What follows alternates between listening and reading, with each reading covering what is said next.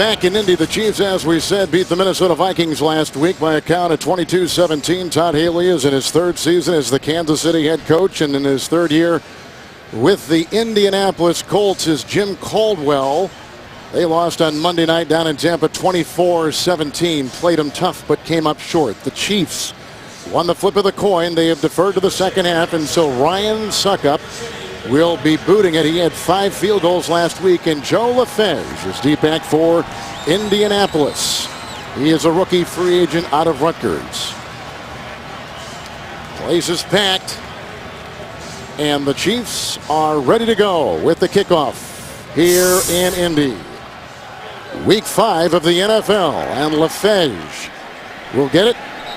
Watch it sail over his head. It'll be a touchback to the 20-yard line and a 1st and 10 for Indianapolis, which leads us to quarterback Curtis Painter. 6th-round pick 3 years ago out of Purdue. Played high school in the state of Indiana. Record-setting quarterback in high school and a very good quarterback in terms, Solomon, of some of the rookie records he set with Purdue, right back at Drew Brees with the Boilermakers. And as we said in the open, he's comfortable and confident in this offense. Now, young quarterbacks and confidence sometimes can come back to haunt you. You got to protect the football.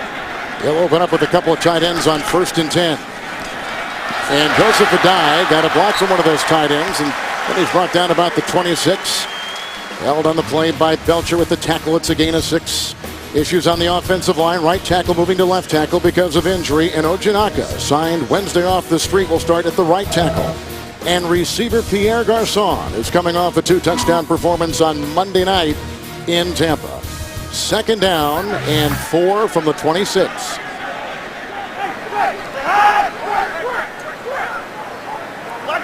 The Chiefs have 4 in the secondary. Adai again. Brandon Carr with the tackle, but it's a catch and run of 5 and a 1st down to the 31-yard line. A 34 defense for Kansas City. Ex-Raven Kelly Gregg is in the middle on that defensive line. Tom Bahali has 4 sacks already. He was near the top in that category in the NFL a season ago. And we just saw Brandon Carr make the tackle for Kansas City defensively. He's drawn the praise of a lot of quarterbacks around the league. It is a 1st down for Indianapolis. And the no huddle. You're used to seeing this with this offense. Absolutely, and I think this is a good sign that Curtis Painter's comfortable running this no huddle offense. 5 in the secondary now for Kansas City. Adai. Ali makes the tackle on a gain of 3 to the 35. And right now we're seeing the Indianapolis Colts mix in plenty of run to aid their young quarterback Curtis Painter. And when Curtis Painter does drop back to throw the ball, he's using short, quick pass plays like we saw in the Monday night game against Tampa. What this does is help the young quarterback make quick decisions, being decisive with the ball. More importantly, can't get caught holding the football because Tabahali and that defense is coming. On 2nd down and 7, this is Adai. It's from Houston, Texas. Flag is thrown. Gain of a couple on the play. It looked like Tyson Jackson comes off that pile for Kansas City. Adai has been a 1,000-yard running back in the past. Tripping, number 76, offense, 10-yard penalty, repeat 2nd down. The left guard, Joe Wright, picks that up. Yep, got a lot of guys moving around up front on that offensive line for the Indianapolis Colts. Only Jeff Saturday playing his original position on that offensive line. We talked to head coach Jim Caldwell and says, hey, they've got that motto, next man up. Well, that motto's been put to the test so far in the 2011 season for the Indianapolis Colts. Lincoln Bach was playing some right tackle, now moved to left tackle as we talked about, and they had to sign somebody off the street. That 69 is Ojinaka. He was a longtime starter for Atlanta, was last year with the New England Patriots. Here is a 2nd down and 17. Orange 12, hot. And Painter right on the screws, Pierre Garçon. He picks up 9 on the play, and they had Derek Johnson with the tackle for the Chiefs. We talk about the quick pass plays. Quick release does Curtis Painter bring to the ball game, and then they want to get the ball in the underneath areas to Pierre Garçon. We saw him rip off an 80-plus catch and run play, and then another 50-plus yard catch and play and run, I should say, for a touchdown against Tampa Bay on the Monday night. He's going to get plenty of work here today. Washington is that fifth defensive back we've been talking about for the Chiefs. 3rd down and 8. Good time. Right on the screws. Caught. Reggie Wayne. He was working on Javier Arenas. It's a pickup of 19 yards and a first down for the Colts. Well, it's just real good read by Curtis Painter. He has a good feel for the defense right away. Look at him go right to Reggie Wayne. He saw Reggie Wayne detaching from coverage against Javier Arenas. He knew he wanted him, but he had a quick early read. And right now we're seeing him process what the Chiefs are doing on defense early in the down and getting the ball out of his hand for nice completion. Curtis Painter off to a good start. 3 for 3 so far in the game. 2 tight ends for Painter, and it's 1st and 10 from the Chiefs' 47. Timeout, Indianapolis. First charge timeout. That's their first. They're on the move. 11-11 to play in our opening quarter in downtown Indy. There's a look at Peyton Manning, cleared by doctors to be on the sideline. He had surgery back on the 8th of September. Here's a first down after a Colt timeout from the Kansas City 47. And again, Joseph Adai. Kelly Gregg jumping on the pile. Belcher was there. Dorsey, gain of a yard to the 46. Take a look at the comparison, the Manning factor in terms of passing yards per game. Last year when Peyton Manning was the quarterback, and now with Curtis Painter or Kerry Collins. Points are down. First downs have dropped dramatically. And then how about production inside of the red zone? And what did Jim Caldwell tell us about Peyton Manning? He says, I'll never see another one like him in my lifetime. 2nd down and 9. And looking for Wayne. What a catch. Carr right there. Flag is thrown. And the gain as it stands now to the 20-yard line. A strike of 26. He got Wayne earlier on this drive for 19. It's against the Chiefs. Well, Reggie Wayne's looking for those big numbers. He didn't expect to have big ones when he found out Peyton Manning wasn't going to be playing. Pass interference, number 39, defense. That penalty's declined. Result of the play, first down. Reggie Wayne working against Brandon Carr to the right side of your screen. And it's a back shoulder throw, just the timing, good feel between Painter and Reggie Wayne. 6 defensive backs for the Chiefs. 8th play of this game-opening drive, 1st and 10. Off play handoff goes to DeLon Carter, who is a rookie and a 4th-round pick out of Syracuse. Their 3rd all-time leading rusher, picks up 3. McGraw there with the stop. He gets the start today. It'll be 2nd down. Right now we're seeing good balance in the play calling for the Colts. They've had 8 offensive plays for Jim Caldwell, 4 runs, 4 pass plays. That red zone is where Peyton used to live, huh? And he was very, very successful, as those numbers would attest. Cash money. First in the National Football League 1 year ago. 2nd down and 7. Carter again. Ujinaka with the block. And they drag him down. Looked like Studebaker was there with Belcher on a gain of 5. He's down to the 1. Usually we see Justin Houston starting there, but today they're going to bring Houston out in sub packages, and Studebaker gets the linebacker start for the Chiefs. And Kevin, in one of our Home Depot keys to the game, as we take a look at Romeo Cornell, the defense coordinator for the Kansas City Chiefs, we said that the Colts could not settle for field goals when they get into that red zone area. They had to convert these opportunities into points, into touchdowns. They really squandered a lot of those opportunities, not just in the early going of the season, but in that Monday night game as well against Tampa. Dye now comes in, still the 6 in the secondary for Kansas City on 3rd down and 2, and that's the 2nd time out by Painter. 8:53 in the first. Good long drive by the young quarterback out of Purdue. Timeout. The NFL on CBS is sponsored by Southwest Airlines. Find our fares online only at southwest.com. Bud Light, the official beer sponsor of the NFL. Here we go. And by Sprint. All football, no limits. Only from Sprint.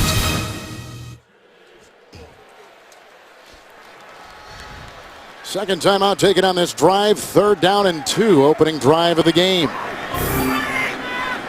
The 6 in the secondary for the Chiefs.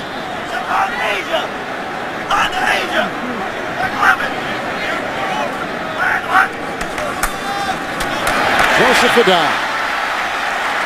Hit by McGraw, picks up 4, picks up the first down. He's to the 7 of the Kansas City Chiefs. It's 1st and goal, Indianapolis. And Kevin, that is the 10th play of the drive. You've already seen the Indianapolis Colts burn 2 timeouts on this drive. Those are critical timeouts that they certainly don't want to use here, but Curtis Painter, we talked about him making checks at the line of scrimmage. He's running out of time with the 25-second clock, so he's got to speed up this process.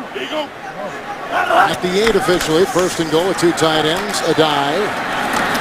And into that pile right there with, it's like Kelly Gregg perhaps at the bottom. Gain of 2 on the play. Yeah, very surprising. And, you know, if you're the Kansas City Chiefs, when we talked to them, they knew that they would have to stop the Colts from running the football. Many of them, as you talk about Curtis Painter, you talk about all the weapons on this offense, the Chiefs defensive players were talking about Joseph Adai. They felt like if he got going, then the offense could get going. And there's Romeo Cornell employing this 3-4 defense here in Kansas City for the 2nd consecutive season. Now they have to stop the Colts from running the ball. Adai, fake to him, touchdown. That is Pierre Garçon, a 6-yard touchdown pass by quarterback Curtis Painter. Working on Lewis. Now watch Ojanaka. See, he'll run out here to get a quick block. And that's what they'll do, just throw it right on out and watch him go out and seal the block, cut back inside. Just a beautiful block by the right tackle for an easy catch and run. Never does it get any easier than that for Pierre Garçon. And that's his 3rd reception in 5 quarters. As Solomon just told you moments ago, had those long catches and run on a loss down in Tampa as the extra point is up and in. Painter was 5 of 5 on that drive. Talking to Peyton Manning right there. They got Wayne for 19 and 26. That was the catch right there from Painter. And the touchdown throw of 6 to Garçon. There's Curtis Painter with a nice looking drive. 5 of 5 on it. Taking the place of Peyton Manning on the sideline with an injury. We thought we would look at the other great players in the history of sports the year after they left. The immediate effect of their departure. Like when Babe Ruth's rights were sold to the Yankees, and what happened to the Red Sox the following couple seasons. Michael Jordan retiring, and then 6 consecutive losing seasons. What about when LeBron James left the Cavaliers, and what happened to the Cavs last season? 19 wins and 63 losses. Yeah, Manning has left huge shoes to fill. The ensuing kickoff after the 6-yard touchdown pass, and Javier Arenas will leave it in the end zone. Here comes Matt Castle, down 7-zip early, 7:36 in the first. The NFL on CBS is sponsored by KFC Popcorn Chicken. Today tastes so good. And by Ram Trucks. Guts, glory, Ram.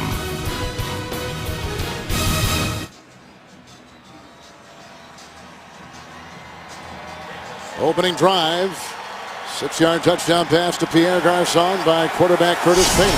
7-0. Now Kansas City gets it for the first time. They line up 1st down and 10 from their 20-yard line. Thomas Jones in the backfield for Castle. Here comes Mathis. Here goes Jones. Runs out of bounds as he sheds a tackler on the near side. That was Lacey. It's a gain of 4. He's to the 24-yard line as we take a look at quarterback Matt Castle. He was a Pro Bowler a season ago, coming off his best game last week of this young season. The Kansas City Chiefs have only scored 1 touchdown in the first half of their 4-ball games so far this year. That's 22 possessions in the first half of their 4 games and only 1 touchdown to show. So Matt Castle has to get his offense off to a better start here today. The cluster is in on this 2nd down and 6. Oh, he went in motion. I don't think he was supposed to. Yep, and Castle's ticked at him. Blown play right there by McCluster. Chiefs burn their first time out and 7 to play in the first. Chiefs had to burn an early timeout. And Todd Haley is not happy. He's simmering underneath, and that fault line is about to erupt. You know that because they work all week on things, and then to have the unforced errors and have to burn a timeout doesn't make him happy. And we talked to him in the meeting. We'll be able to share some of those thoughts with you. McCluster remains 2nd down and 6 from the 24.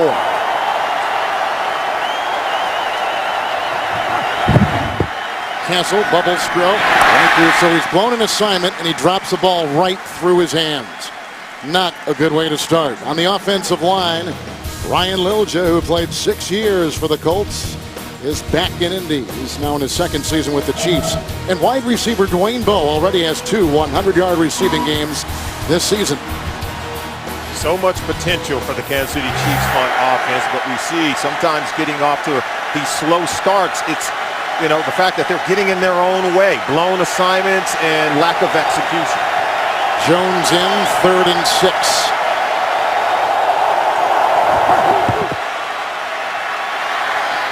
Nice catch made on the play by Steve Preston, hit by Jacob Lacey. He's at the 36, picks up 12 on 3rd and 6 is a first down. Kansas City Chiefs are one of the best offenses at 3rd and long. Now 3rd and 1, 3rd and 2, that's another story, but you give them 3rd and long, they convert, and the pass to Steve Preston is excellent, executing the pass play in front of that zone defense for the Indianapolis Colts. He's caught a little fire of late, has Preston. Oh, absolutely. Comes over from Arizona, where Todd Haley once coached him over there. What did you got? Jones on 1st and 10. Nice hole. And there he goes into the secondary.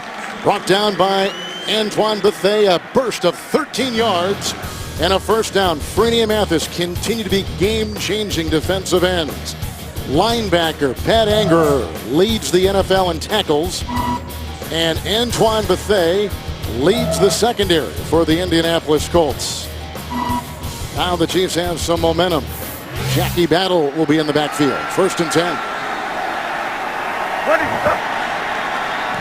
And this is Battle. Battle with the block, and the initial hit there put on him by Anger. That's a gain of 4 on the play, and mark him at the 47-yard line. Hey, fans, keep up with the NFL when you're on the go. The NFL's mobile apps are all new for the 2011 season. Go to NFL.com/mobile to learn more. 2nd down and 6. He's not calling the plays. They got a guy up in the booth, Bill Muir, who's now the offensive coordinator, and then they got Jim Zorn on the sideline. Here's a 2nd and 6 from the fake to McCluster. Wide open is Pope. Reels it in. Lacey with the hit. At the 43, about 1.5 yards shy of the first. That's a gain of 4 on that play. How about Pope fighting to haul in that ball and almost caused a fumble because he's bobbling it, and once he hauled it in, didn't quite have it, but really good play design on the bootleg. Good throw. Is now the Chiefs are in that 3rd and 2 situation, an area where the team has struggled. As Todd Haley says, hey, we're getting close to where we want to be, and you know, he had his thoughts on why this team had gotten off to a slow start. Terrence Johnson is the extra defensive back for the Colts. Copper has come in as a receiver. 3rd and 2. McCluster. Not a lot of blocking out there. Terrence Johnson throws him for a 1-yard loss. And they'll mark him at the 44. And we told you the Chiefs were really good at converting 3rd and longs into first down, and 3rd and 2, they get stopped. The Colts defense is able to stop them, and they want to run wide with the speed of Dexter McCluster. Couldn't get outside of the defense to create a first down. Looks like the Colts are going to get the ball back. Here's Dustin Colquitt to punt the ball. He forces a lot of fair catches, and deep back is Blair White. He's back inside the 10 for the Colts. Little spin on this. Here's another fair catch. Well placed. Ooh, he bobbles the ball. Undrafted kid out of Michigan State at the 7-yard line, and that's a 36-yard well-placed punt for Kansas City. Well, tomorrow the only thing these 2 girls have in common is they're broke. 2 broke girls right after How I Met Your Mother. Only on CBS. Opening drive of the Colts, taking 80 yards, 6-yard touchdown pass. Chiefs punt on their first possession, and Solomon, here comes Indy with their second with the 1st and 10. And, you know, you talked about Peyton Manning and what he means to this team. You compare him to Babe Ruth. You're comparing to Michael Jordan. And I think it goes to what Coach Caldwell told us when he said, hey, we'll never see another player like Peyton Manning again in his lifetime. Peyton does so much. I think he's very difficult to replace. First down and 10 for Curtis Painter. And Joseph Adai. Hit on the play by Kendrick Lewis. It's a gain of 3. You know, Peyton Manning, 13 years in the offense. This is the third year for Curtis Painter, but he's still off to a good start in this game where he was 3 for 3 on his first 3 throws. A pass over to Wayne and then to Pierre Garçon. That little bubble screen to the wide receiver play we saw executed in the Monday night game. They bring it back today. Painter is off to an excellent start, and you can see the time of possession on that last drive for 7 minutes, 24 seconds. And you know, they really have been struggling in time of possession. Joseph Adai is getting up very gingerly, and so he'll come to the sideline. He was a first-round pick out of LSU 6 years ago. Great high school quarterback in Houston, Texas. And then they made him a running back when he got to Baton Rouge. Yeah, let's take a look at the play. He was cramped up before anyone ever made contact. Like as if he had a strain in his leg. Juan Carter will take his place and get the call here on 2nd down and 7. Finds a seam. Picked up there by Belcher. That's a gain on the play of about 7 yards. Flag is down, and the gain right now near the 20-yard line for Indy. Carl Cheffers and his crew. Holding, number 81, offense, half the distance to the goal. Repeat 2nd down. Brody Eldridge, a tight end, picks it up. Our first trip to New York, and here's James Brown. Buffalo looking for its 3rd straight home win, Boomer. Hey, off of a Michael Vick interception, Freddie Jackson's going to score his 5th TD of the year. They go up 7-0, and Michael Vick just threw another interception. Same things that are plaguing the Eagles are plaguing them today. Interceptions and poor run defense. That capped a 7-play, 54-yard drive by Buffalo. Kevin Harlan, Solomon Wilcox. That's 3-1 against 1-3. Wow, and how about those Eagles? You think their playoff hopes are on life support at this point?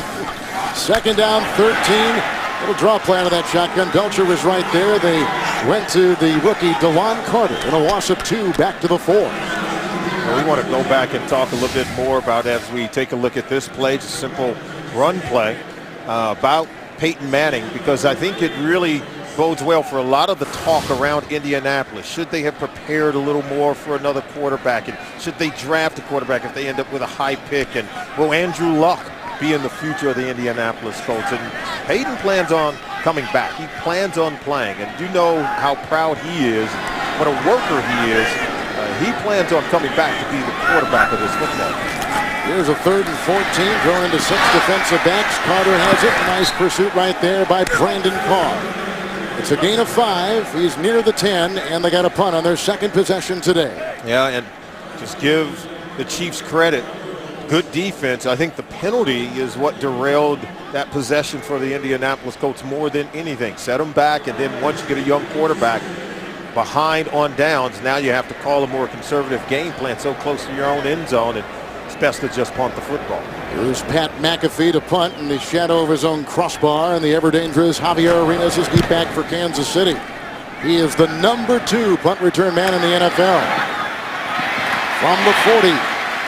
And Submarines for a couple only get 6. 51-yard punt. Chiefs are going to get it for a 2nd time. And Kevin, when does the team begin to groom their quarterback of the future? I think for years the Cowboys groomed Danny White to replace Roger Staubach in Dallas. Remember the 49ers, they weren't shy about preparing Steve Young to replace Joe Montana when the time was right. And in 2005, the Packers used their 1st-round pick on Aaron Rodgers. 3 years later, he replaced the legendary Brett Favre. And I think if you're the Indianapolis Colts, you got to ask yourself, do we take a quarterback with the 1st-round pick next year and let him study and learn behind Peyton Manning?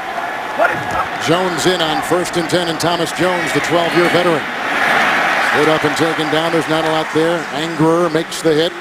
No gain. 2nd down and 10. Some of the inactives of note today. Jonathan Baldwin, there was some thought that he may play today for the Chiefs. He is down.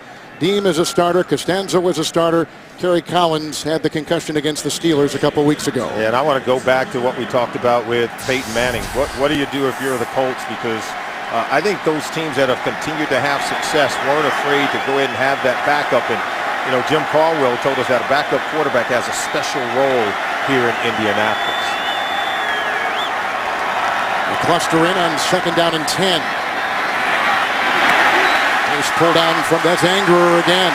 Leads the team in tackles, leads the NFL in tackles. He just allows a 1-yard gain right there to the 48-yard line for Coach Todd Haley. You know, we talked about Todd Haley and the Kansas City Chiefs having the #1 ranked rushing attack 1 year ago, and for the life of me, no one with the Kansas City Chiefs, not even Todd Haley, can tell me why they're not able to run the ball as well as they did 1 year ago. Yes, they're without Jamal Charles, but in the first couple of games when he did play, the run game also struggled. Now they're facing 3rd and long. At least this is an area where they've been successful.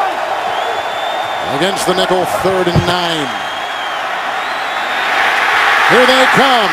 There he goes. Sacked back at the 41-yard line. Who else? The great tandem of Freeney and Mathis. An 8-yard loss. And the Chiefs have got to punt for a 2nd consecutive time. Well, he's coming right here, right off the bottom of your screen. That's Robert Mathis. Dip and rip. Nice little strip and still get to the quarterback. And then Freeney joins the party.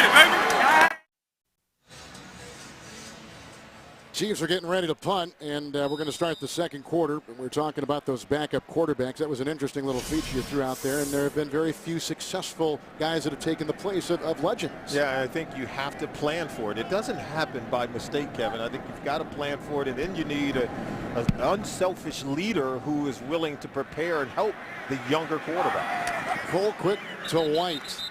Fair caught on a 33-yard punt. So here come the Colts again on a 6-yard touchdown pass. They lead the Chiefs 7-zip here in Indy. Early in this 2nd quarter, 7-0 Colts, and here they go after Kansas City's 2nd consecutive punt. Gordon on that defensive line is now in for Kelly Gregg, and it's a 1st and 10. We got a hamstring injury for a die. We don't know if he's going to return. And so DeLon Carter is in the backfield. Curtis Painter. Incomplete.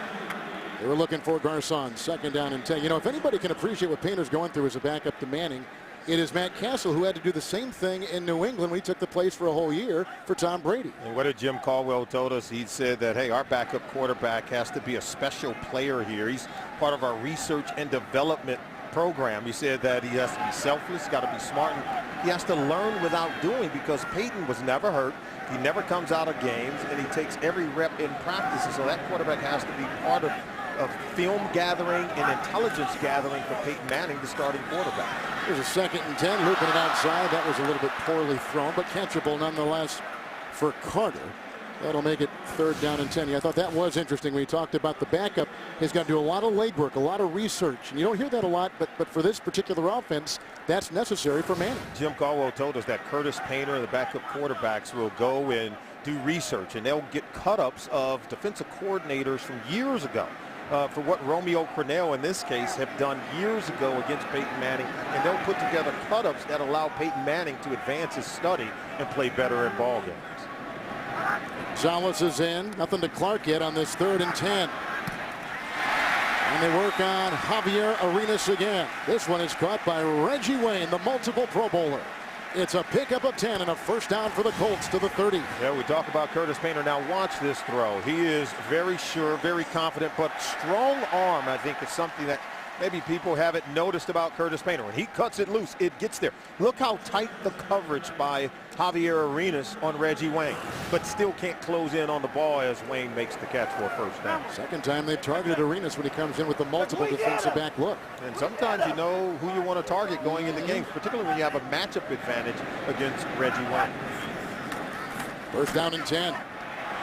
Looking for Garcon. What a catch at the 35 of the Chiefs.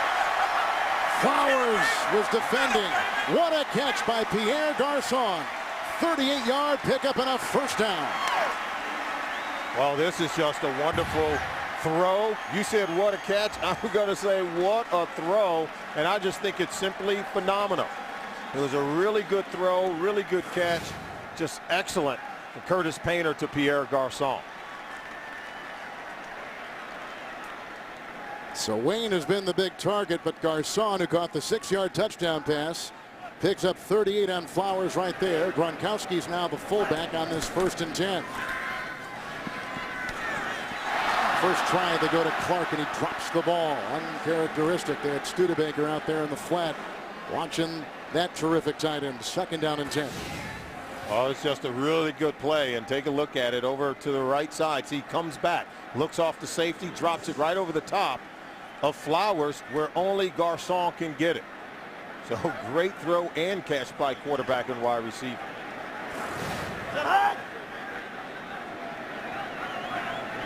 Second down and 10.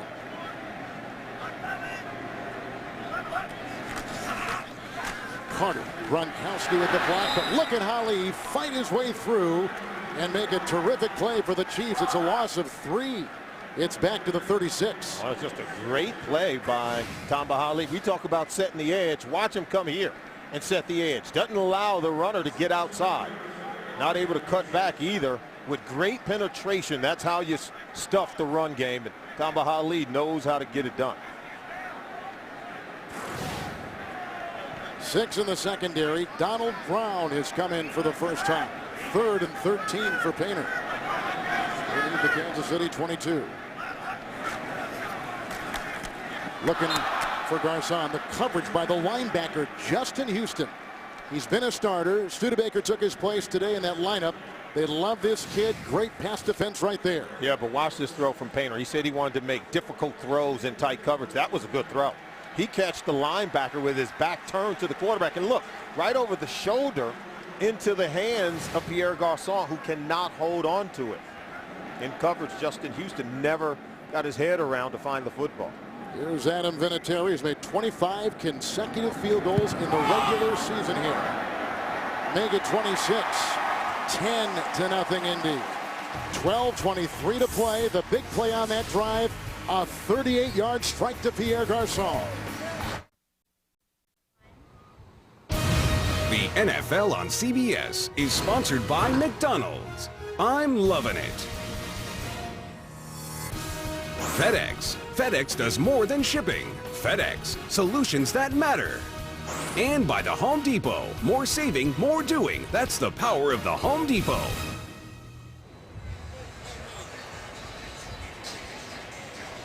Pretty day in Indy. Beautiful stadium. It was completed back in 2008. And good-looking drives by Curtis Painter. He's done a touchdown pass of 6. He just got a 53-yard field goal right there from Adam Vinatieri. 8 of 12 so far on the day. Well over 100 yards passing. He's gotten it into the end zone, putting points on the board early on for the Colts. McAfee handles the kickoff chores for the Colts. Javier Arenas watches it hit the crossbar. That'll be a touchback out to the 21st down and 10 for Matt Castle and the Kansas City offense. And coming up on the Sprint halftime report from New York, James Brown, Dan Marino, Shannon Sharp, Boomer Esiason, and Coach Bill Cowher will give you all the latest NFL scores, news, and highlights. That's coming up from the Sprint halftime report desk and our CBS studios in New York.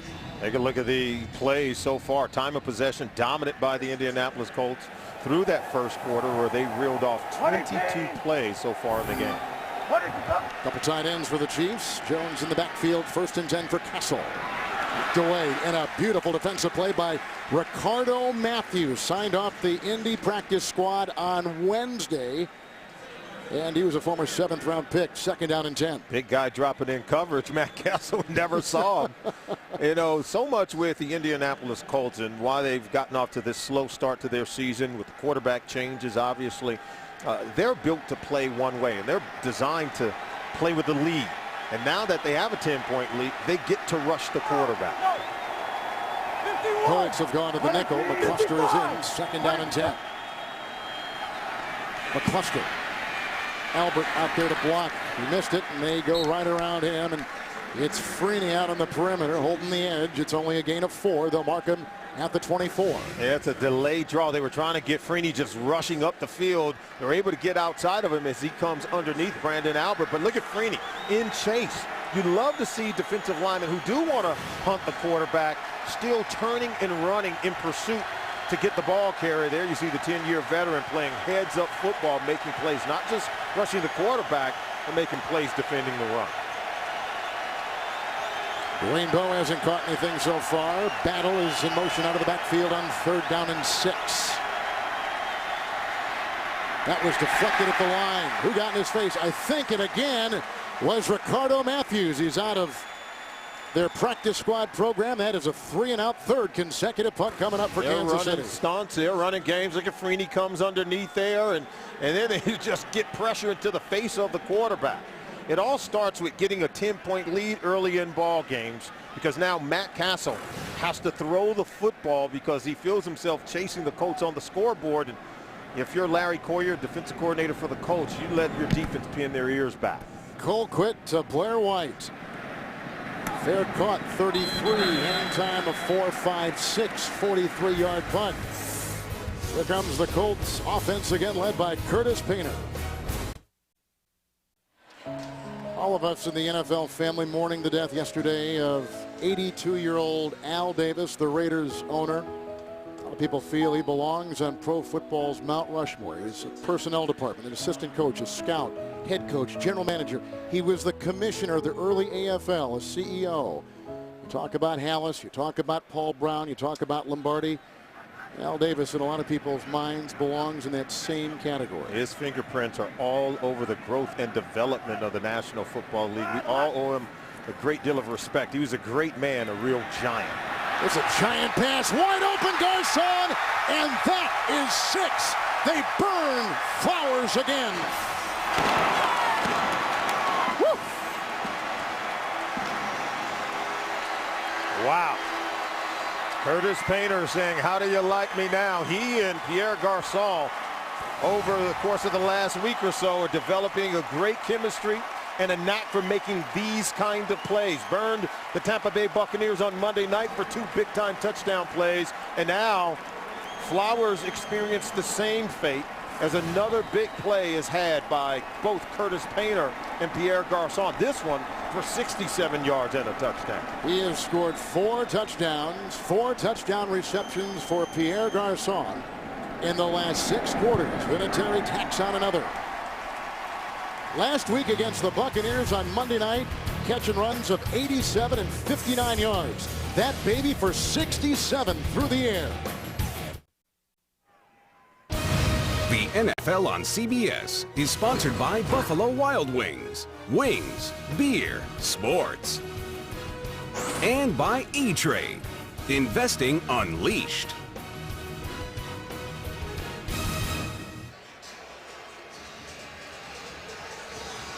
Well, we just had a 67-yard touchdown pass to Pierre Garçon, who has just really caught fire here. Here's McAfee's ensuing kickoff, and Javier Arenas is deep back for the Chiefs. 17-0. Indianapolis, the winless Colts. Another touchback to the 20, 1st and 10 for the Chiefs. Well, let's use our eye control to show you what happened on the play. It was the pump fake by Curtis Painter to the slot receiver, and watch, here's Brandon Flowers. He's going to pump fake and jump the pump fake to Dallas Clark. That leaves Pierre Garçon wide open over at the second level. Now take a look at that. It was the pump fake by the quarterback, Curtis Painter, that drew Flowers out of position and allowed Pierre Garçon to get wide open. And you can see him. He says, yeah, he gave me a pump fake and I bid on it. Here's Jones on 1st down and 10 for Kansas City, and brought down by Jamal Anderson on a gain of 3 to the 23. Wow. How about the Indianapolis Colts?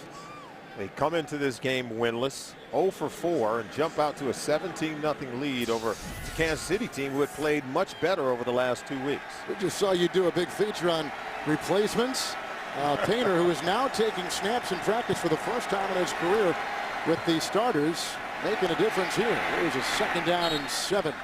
And the shifty Jones brings it up the middle. Hit on the play by Cavell Connor. Gain of 4. He'll be to the 27. Look at that, 19 first half points. The fewest in the AFC. Kansas City Chiefs not used to getting points in the first half of the ball game, so getting off to a slow start once again today. 7 plays punt, 3 plays punt, 3 plays punt. Those are the previous 3 possessions by the Chiefs. Here's a 3rd and 3. Battle at the side of Castle.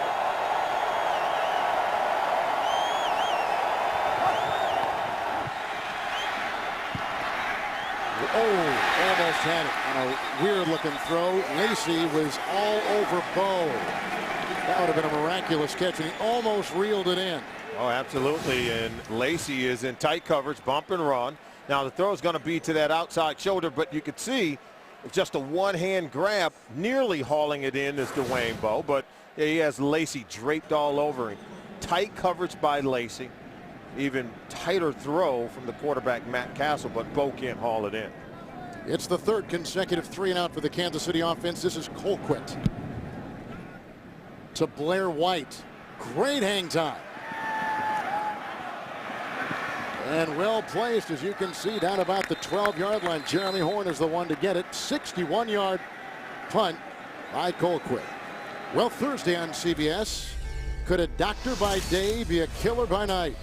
Michael Emerson and Jim Caviezel star in the new drama, Person of Interest. It comes your way Thursday only here on CBS.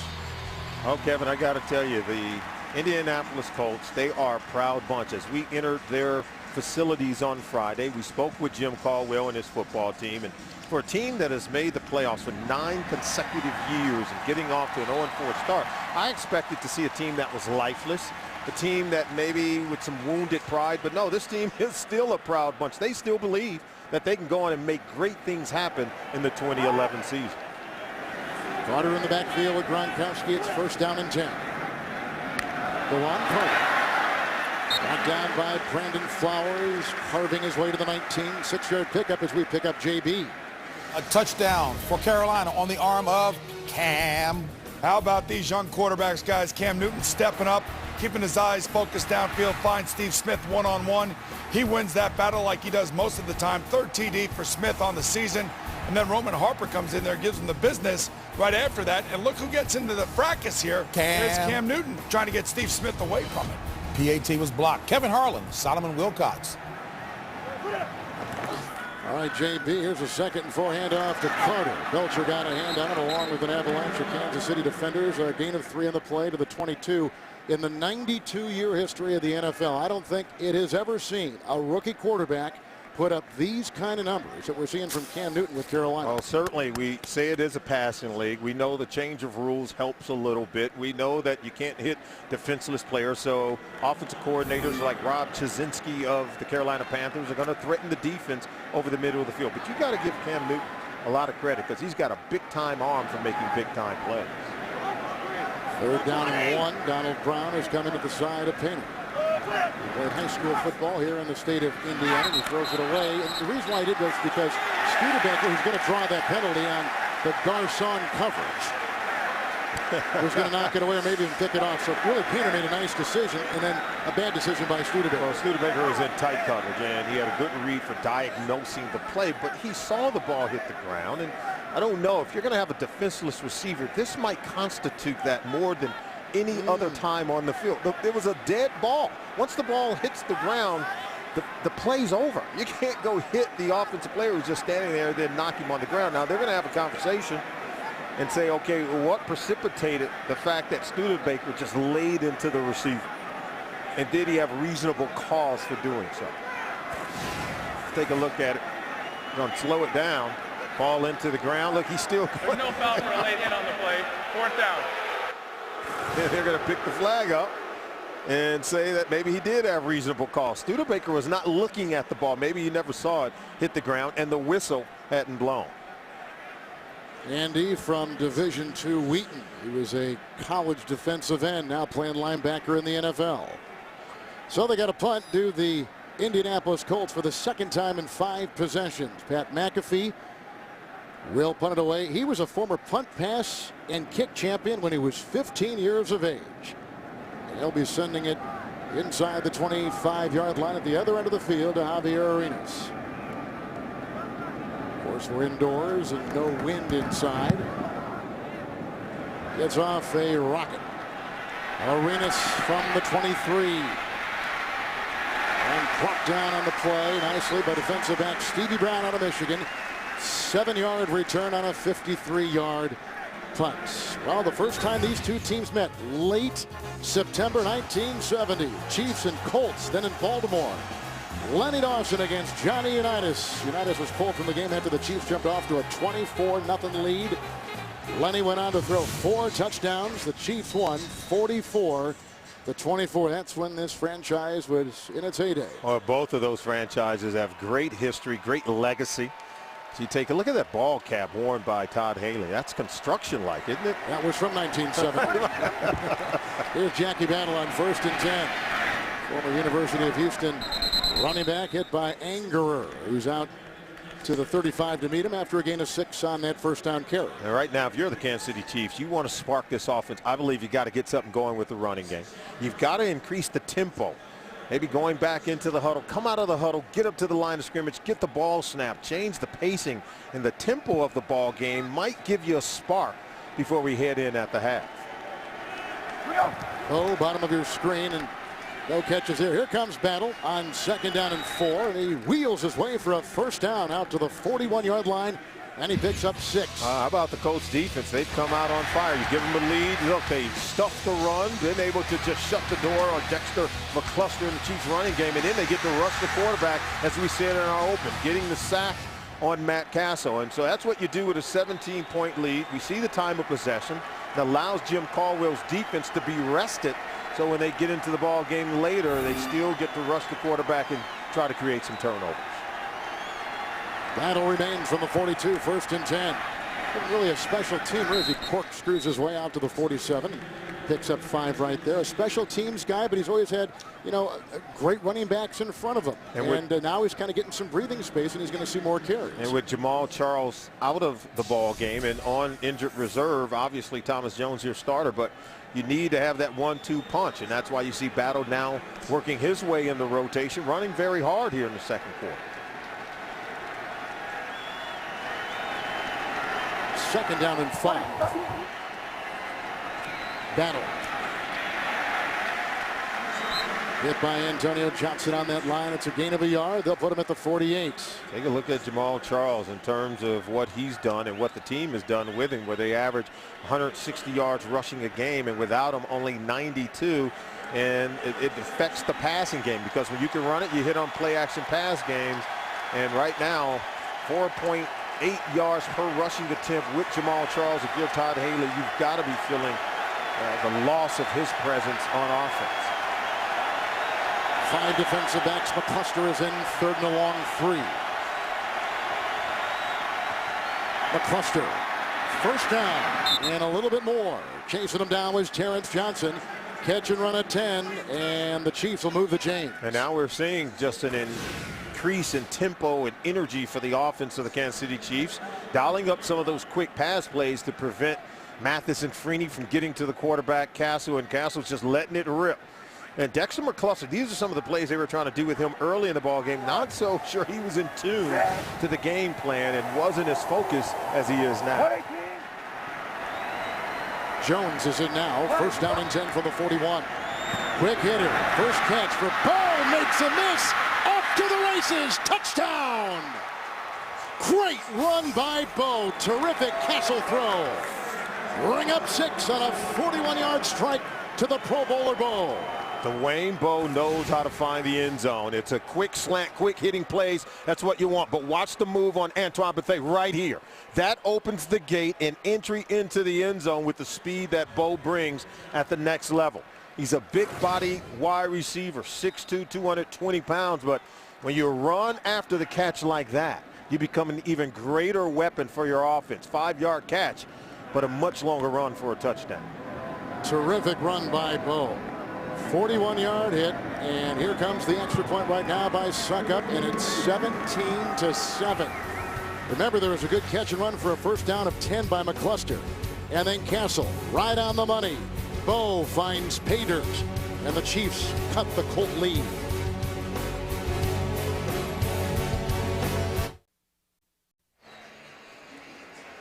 Boy, that came at a good time for the Kansas City Chiefs. And you were just talking about quick hitters and just getting some tempo and some rhythm to that offense. I thought it was going to be very important that they just start getting some rhythm and tempo, getting the ball out of the hands of the quarterback, Matt Castle, on some of those quick throws. Dexter McCluster, he responded. Then they dial up the quick slant, and boy, what a play made by Dwayne Bowe. Castle.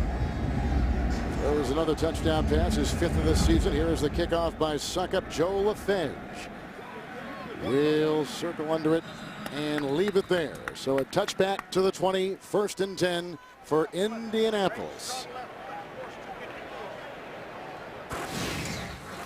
Take a look at it going up top. This is just an incredible play. He's going to come here and come right over the middle. You get right between the corner and the safety. Now look at the angle by Antoine Bethea. Once you get underneath him, all you have to do is beat the backside pursuit of the defense into the end zone. Great awareness by Dwayne Bowe as he ran that slant route, understanding he had to beat the second defender after making the catch. After beating the first defender, Terrence Johnson. Yes, it was just an incredible play and good throw from Matt Castle. Now Donald Brown in the backfield. It's 1st and 10 for Painter. It's a nice rush. That's a good catch. Reggie Wayne. 41-yard line. Coverage on the play by Kendrick Lewis, and Carr, a 21-yard hit, a first down. Now watch the poise of Curtis Painter. Now watch the feet. He's moving, but still poised and in throwing position to deliver a strike. And the corners right now, Brandon Carr and Brandon Flowers, they're at Curtis Painter's mercy as long as he gets that kind of protection. They're struggling. And Painter's been right on target.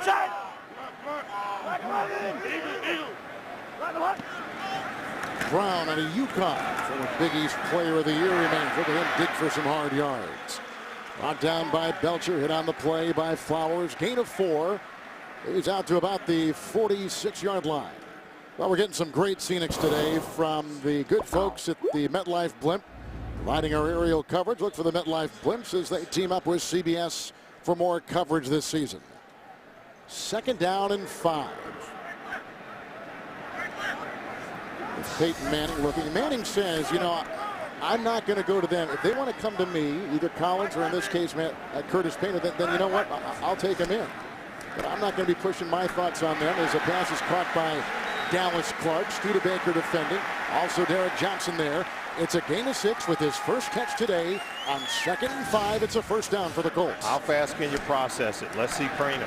Look to his left, to his right. Quick check down to Dallas Clark over the middle of the field. He's reading things quickly, but more importantly, he's reading things accurately. Like we said, he still has the same tools that Peyton Manning had. All the same great receivers. Except this offensive line, they're battered and bruised, but he's getting the ball out quickly to make up for it. Blocked by Clark. Here comes Donald Brown. Into the secondary, wheeling his way to the 31.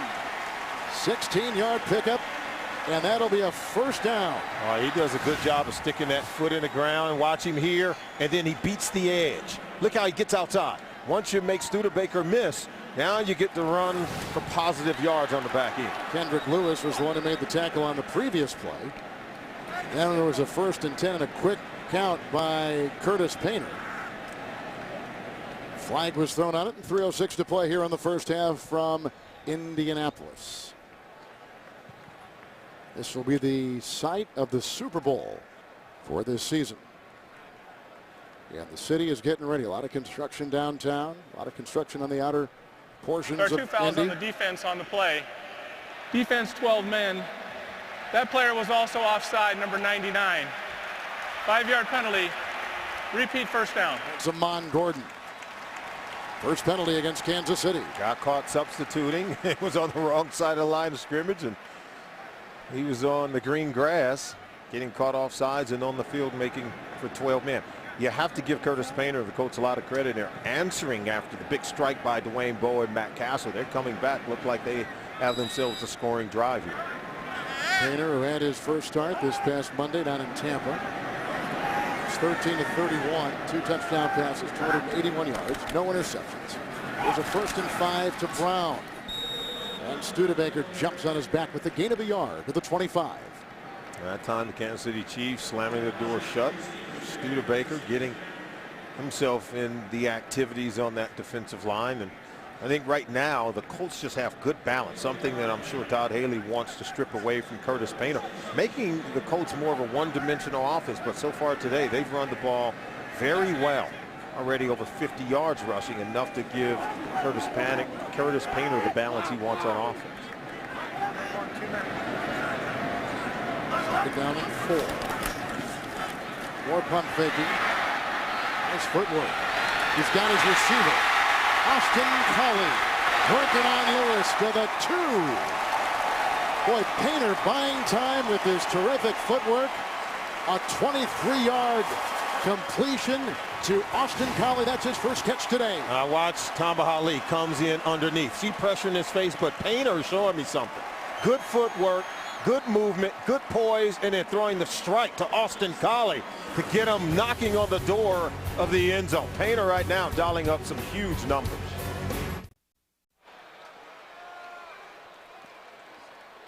Two-minute warning, first and goal at the 2. DeJuan Carter is in with Gronkowski in the eye. Got this great position on Colley's 23-yard reception. Painter, Carter, stood up, caught in midair by Kelly Gregg. Like was catching a beach ball. Loss of a yard, back to the 3, the former Baltimore Raven coming up with a nice play. No, Kelly Gregg's only 6 feet tall. We say low man wins. He was the low man and won the battle of that play. Sparta goes up. Kelly Gregg goes underneath. I like that. Nice form tackle by the big guy. Bringing now Amon Gordon on that line. It's second down and goal at the 3 for the Colts.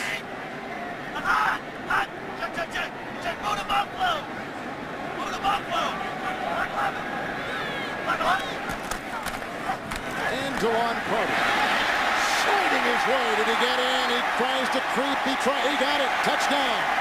A 3-yard touchdown run by DeJuan Carter. His first touchdown in the NFL. The rookie out of Syracuse.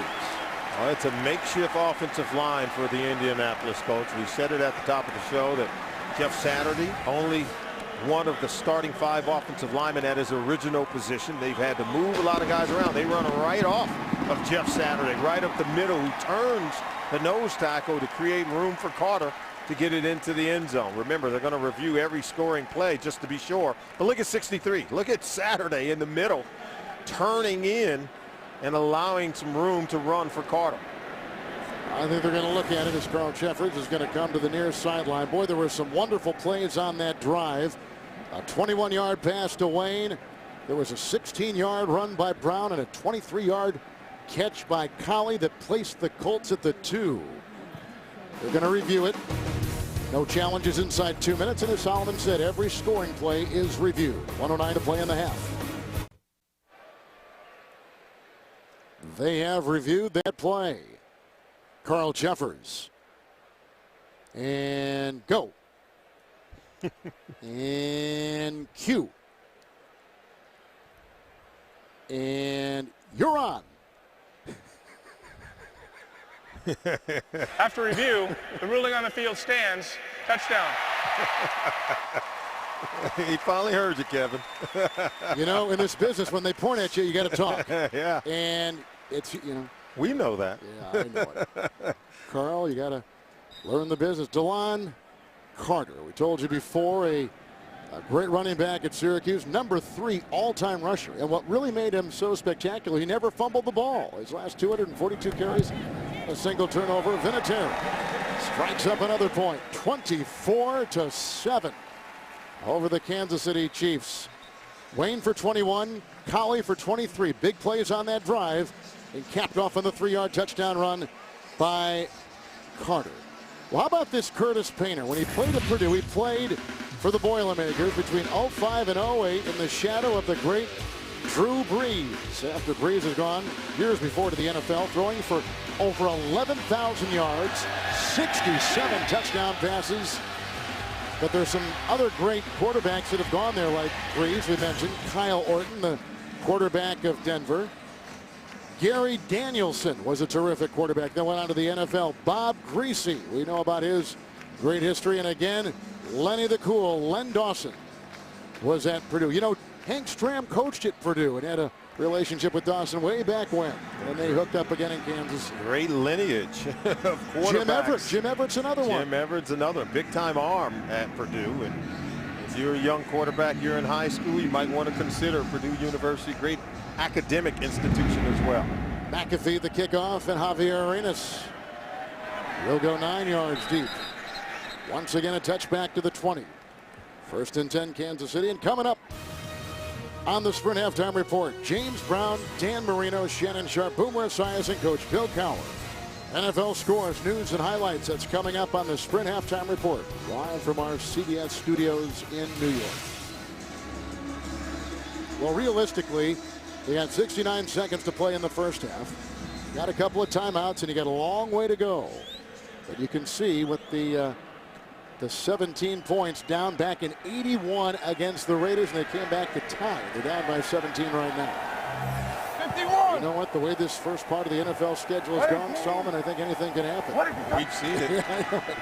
McCluster was back, and here on 1st and 10, he goes to his tight end, Leonard Pope, stiff-arming his way into Bethea. And Antoine rolls him out of bounds after a gain of 4 at about the 24, and the clock is stopped here at 1:03 left in the first half. Yeah, now let's see if Kansas City can answer what the Colts were able to do. They went right down the field for 70-yard drive on their last possession on a big strike to Dwayne Bowe. Curtis Painter brings his team down to score another touchdown now with a minute to go.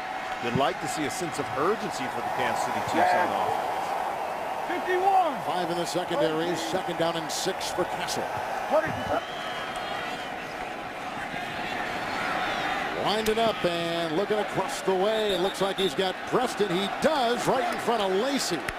Preston has been a welcome change and addition to this offense. 11-yard pickup, first down to the 35. Yeah, the Chiefs in this offseason needed to improve their playmakers at wide receiver. They went out and get Preston as an unrestricted free agent from Arizona. He signed and played for Todd Haley when Haley was the offensive coordinator there, and you see Preston making a wonderful toe-tapping play on the sideline. Well, you know, you bring up an interesting point. A lot of people are complaining about Haley from the outside, but in the inside, you know, guys want to come back and play for him. Kurt Warner came out and said some nice things about playing. A lot of guys have given him credit for infusing them and motivating them to take their game to another level, and why it's an unconventional. Play is under review. Again, inside 2 minutes, neither coach has to throw the challenge flag inside the 2, so they'll have the booth buzz down to Cheffers on the field and call for another look. Well, we'll see if he did make that catch. One.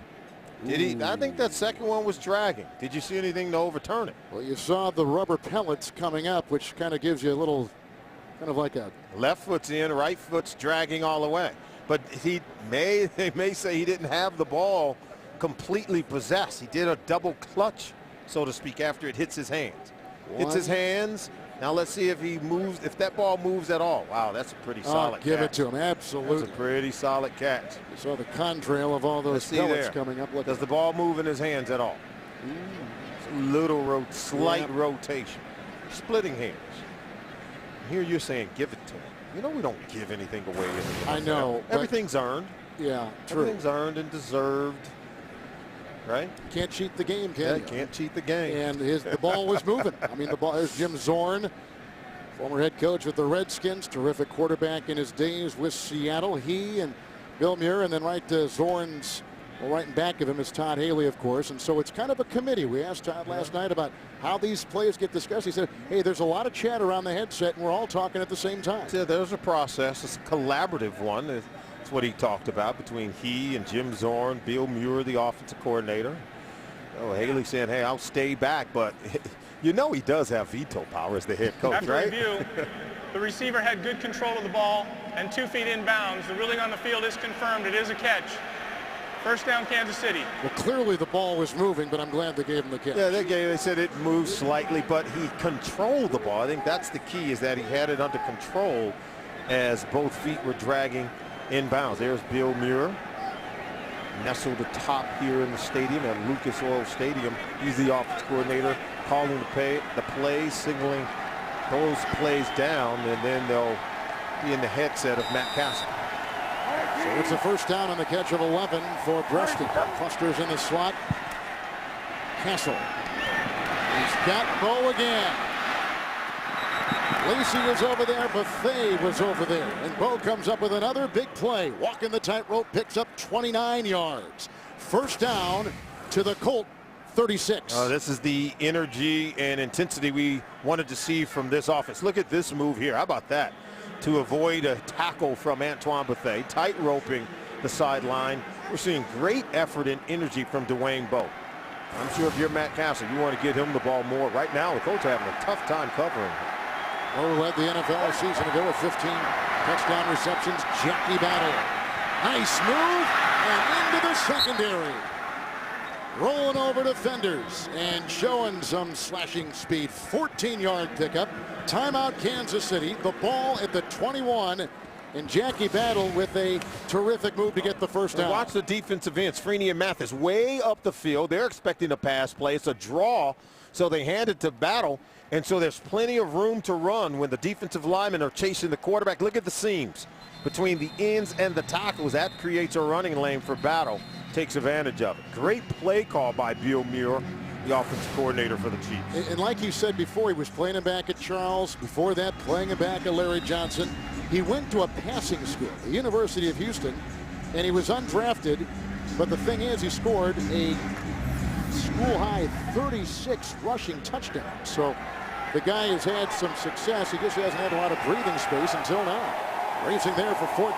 First and 10 for the 21. Castle is hit 5 in a row. Oh, he had Bo on the bubble, and then he got a block, and he'll take it down the middle, and he'll get whacked. Fez was right there. 5-yard scamper down to the 16.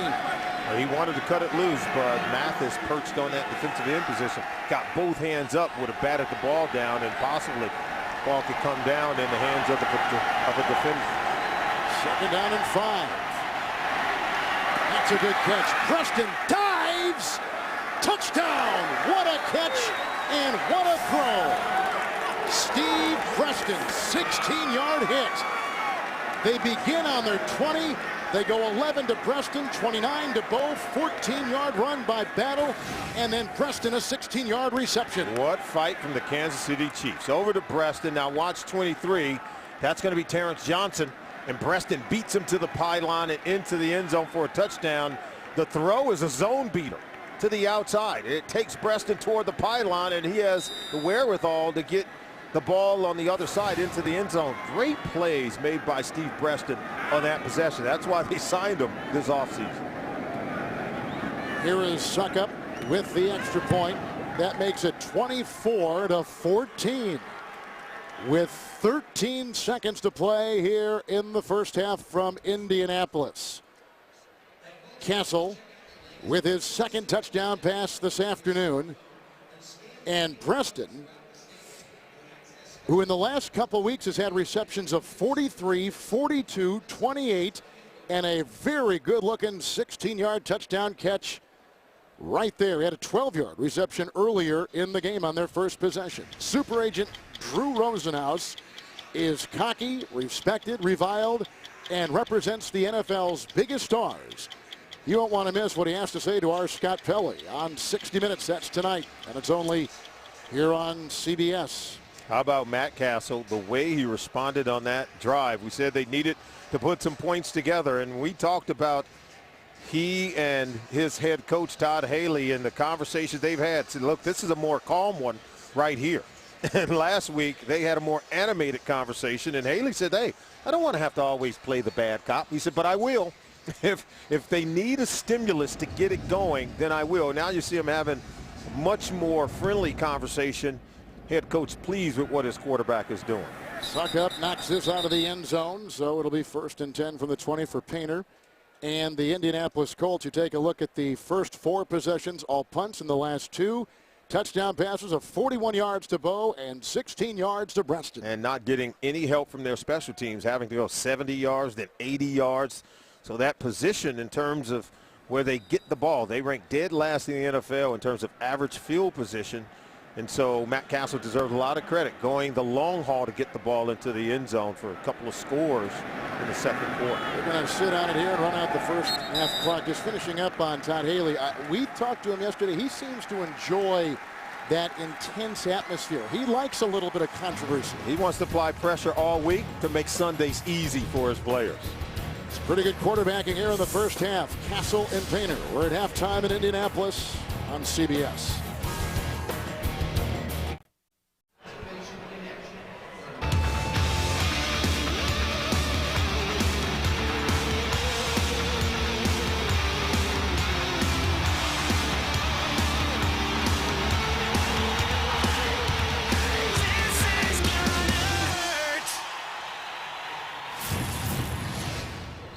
Welcome back to downtown Indianapolis, where the Colts are on top. 2 touchdown passes by Painter. 2 touchdown passes by Castle. Some of your first half thoughts. Well, you have to love the way that Curtis Painter came out and took control of this ball game. Quick pass plays, getting the ball down the field. He was very good with his accuracy, but even while under pressure, he maintained his poise and confidence. He appeared to be very comfortable running this offense. You love what he's doing. And then Matt Castle has been able to answer with some scores in the second quarter. All right now let's take a look at our NFL mobile recap presented by Verizon. Well, I think it all starts with the way Curtis Painter was firing the ball down the field, and a pump fake drew the defender out of position, then getting the ball down the field to Pierre Garçon. So Curtis Painter, Pierre Garçon with 2 first-half touchdowns allow the Colts to get off to a fast start on offense. As you take a look at some of the numbers right there through 30 minutes of football, 238 passing yards by Painter, who coming into his first NFL start last week had only thrown 28 passes total in a very short career. But the thing is, you know, Peyton Manning, as Painter's been backing him up, he takes every snap in practice. He takes every snap in the game. There's just not a lot of breathing space for backup quarterbacks with Indy, with Manning as the lead guy. And that's what Jim Caldwell told us, that our backup quarterbacks, they have to learn without doing. And it's very tough. But by studying under Peyton Manning, what happens is that you develop a wonderful, I think, bank of information that you can rely upon when you do get out on the field. And obviously, what a role model to emulate when you get onto the playing field. I think he's able to garner information from Peyton Manning that you certainly could not garner from any other quarterback. McAfee to Arenas. And another touchback right there. So 1st and 10 for the Kansas City Chiefs. So the 20-yard line, 1st and 10, as you take a look at the offensive touchdowns early in the season, and then the explosion today. In the first half, where the Chiefs really have struggled to score in the first half of ball games. Indianapolis, when you talk about Curtis Painter, I think offering a much better opportunity for this offense to get off to a fast start than what Kerry Collins was able to bring to the table. Now you're seeing the best these offenses have played so far this year. Thomas Jones in the backfield, 1st and 10 for Castle. And the twirling Jones, covered on the play by Cavell Connor on a gain of 3. He's up to the 23-yard line. Interesting to see how Kansas City attacks the Colts defense in their first possession in the second half of the ball game. We saw them on their last 2 possessions where they went down and scored touchdowns. It was quick, rhythmic passing from Matt Castle. The offensive line was able to protect. Freeney and Mathis not able to get to the quarterback, and then Dwayne Bowe making plays at the wide receiver position.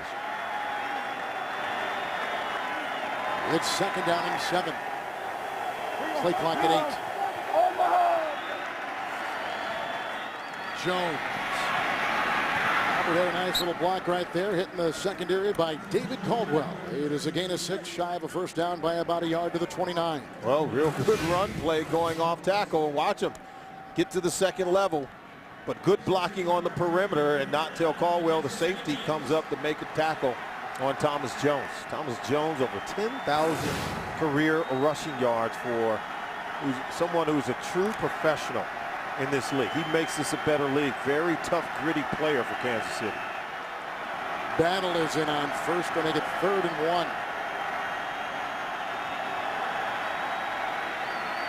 Bowe, quick hitter again, got by Lacey, snared by Bethea, 1st down, slanting his way to the 44, 15-yard pickup. These are the quick passes we talk about. Quick slant over to the right, slicing in front of Lacey, and Bowe's just too big for Lacey to get to the ground. And if Antoine Bethea, 41, doesn't make the tackle, Bowe's going to take another one for a touchdown. It's the same play he broke for a touchdown earlier in the ball game, which was good for 41 yards. Make one player miss, and you get into the end zone. Jones back in on 1st and 10. Winding up, looking for Bowe. He's out of bounds. He stepped out of play, and he was working on Jacob Lacey out of Oklahoma State. Incomplete pass. 2nd down and 10. And they want to try to take these kinds of shots. Now, Freeney and Mathis are not in the game. They're on the sideline. They're resting because they have a rotation on the defensive line. look for Bill Muir to dial up these kind of long pass plays when Freeney or Mathis are out. They believe they're going to get better protection for Matt Castle with both bookends standing on the sideline.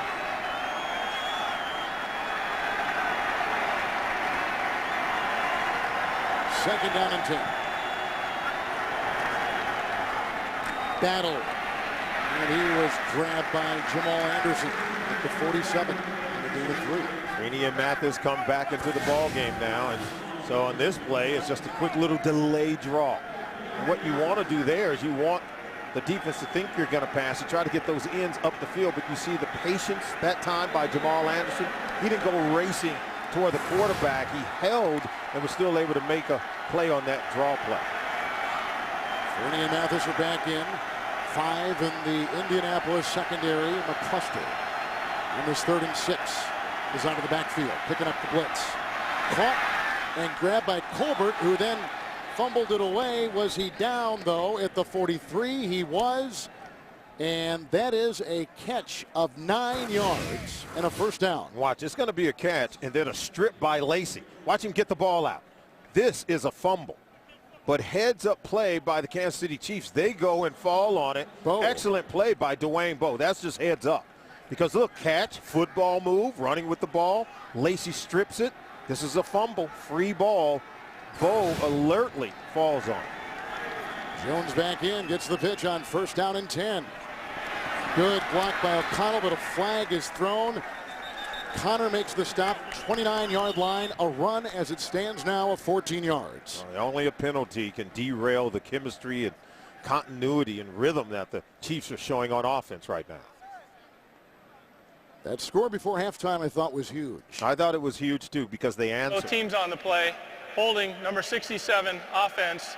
Personal foul, face mask, number 47, defense. Those fouls offset, replay, first down. Right tackle Richardson guilty for the Chiefs. There, take a look at it. Here you see there's a run play, and there's the face mask right there. Lacey, huh? Lacey pulling on the face mask of Thomas Jones. 7th play of this drive upcoming. Started back at the 20-yard line. Big play so far has been the 15-yard quick hitter to Bowe. Boy, when he catches the ball and takes off. It's all about Bowe, and how about the smart play to fall on the fumble? It's probably even a bigger play. Yeah, you're right. Here is a 1st and 10. Dexter McCluster out of Ole Miss. Brought down by Cavell Connor at about the 39-yard line. On a gain of 3. Make it 4. They want to use Thomas Jones to hammer away at this Colts defense and then try to get Dexter McCluster out on the edges. And we said that Kansas City Chiefs needed to run the ball 25 or more times. Right now they've dialed up 17 run plays. As you get late in the game, this is when the Colts defense had a tendency to wear down. We saw it in the Monday night game when LeGarrette Blount was able to rip off the long one. Tampa Bay attempted 36 run plays for 992 yards. 2nd and 6. Here comes Jones. Good block by O'Connell. And the dive for a first down to the 28-yard line. Another flag has been thrown. Number 45, offense, 10-yard penalty, repeat second down. That's the tight end, Pope, on the ire of Haley. Yeah, Pope just got to do a better job not holding. Boy, these penalties are going to be tough to overcome for Kansas City. See it on the outside as that's how they were able to seal the edge and get Thomas Jones around the defense. Each team has been penalized twice in this game. Here is a 2nd down and 16 for the Chiefs. Be patient. Can't get it all back in one play. That's a tough thing, though. You want to stay patient like that when there's so much ahead of you. Here they come. He was devoured by Freeney. Another sack. Back to the 43. 2nd sack today by Freeney. Last week, Brandon Albert, look at it up top. He had a wonderful game against Jared Allen, but he was annihilated by Dwight Freeney right there. Look at Freeney. He understands what it means to get 100 sacks in your career. He said it's like 500 home runs in baseball.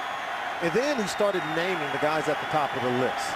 He went one by one. Yeah, he knew. Yeah, he knew them all. And so he's counting. He's got 98.5. He's got a sack and a half today. Here's a 3rd and 24 battle in the backfield. Here they come again. Boy, ducking his Castle, dumps it off to Battle. Well, the first down, hit by Gerard Powers at about the 45-yard line. He picks up 12, and the Chiefs have got to punt the ball. Well, the pressure, we talked about it when they get into those known situations. We know you have to throw the ball. Look at the pass rush. Boy, Robert Mathis, Freeney, just crowding Matt Castle in that backfield. He's forced to just dump it off. Not enough time to throw the ball down the field and try to pick up that first down. Colquitt to punt. This will be his 5th punt of the day. Only had 3 weeks last week in Arrowhead against the Vikings. Let this bounce into the end zone. To the 20-yard line on a touchback. 45-yard punt by Colquitt. In a 10-point game, under 9 to play in the 3rd. Chiefs just punted their first second-half possession. Here comes Painter on 1st down and 10. And he sends it up the middle, up to the 35-yard line. It was Donald Brown with the carry. Curtis Painter, Pierre Garçon hooked up for 2 touchdowns. Catch and run, 87-yarder in the Monday night game. And then a quick bubble screen, catch and run for 59 yards and a touchdown. Come back today, the first one, 6-yard screen to the wide receiver. Then up top for 67 yards and the 2nd touchdown of the day. We've seen 4 touchdowns between quarterback and wide receiver over the last 2 ball games. 2nd and 6, the shifty Brown. And he picks up 5. He is right out near the 30-yard line. Looks like maybe Tyson Jackson was making the stop there for Kansas City. As you can see, those touchdown passes all to Garçon. All to Pierre Garçon. He's found himself a main weapon. And Pierre's the guy with the speed. He's the guy that can turn those 5-yard catches into long runs after the catch. He has the speed to stretch the defense as well. Now Carter in the backfield, 3rd and 1 with Gronkowski, the fullback. He just stopped at the line. Good stop by the Chiefs. We saw Ali come in there and others, including Javon Belcher. And the ball is at the 29. They're a yard shy, and they're going to have to punt the ball. Good defense by Kansas City. Good stop by Kansas City. They rise up. Look at the penetration of red hats. And Carter just runs into a wall. As you can see, the offensive lineman getting knocked back. Derek Johnson got his nose in there as well as McAfee sets to punt. Javier Arenas, looking up into that bright Indiana sun. And Arenas lets it drop at the 12. The hang time was terrific, and the placement is even better. Rolling to the 7. Well-placed punt by Pat McAfee. Got a nice bounce on the turf here. 64 yards. Castle marooned at his 7 when we come back, and 6:47 to play in the 3rd.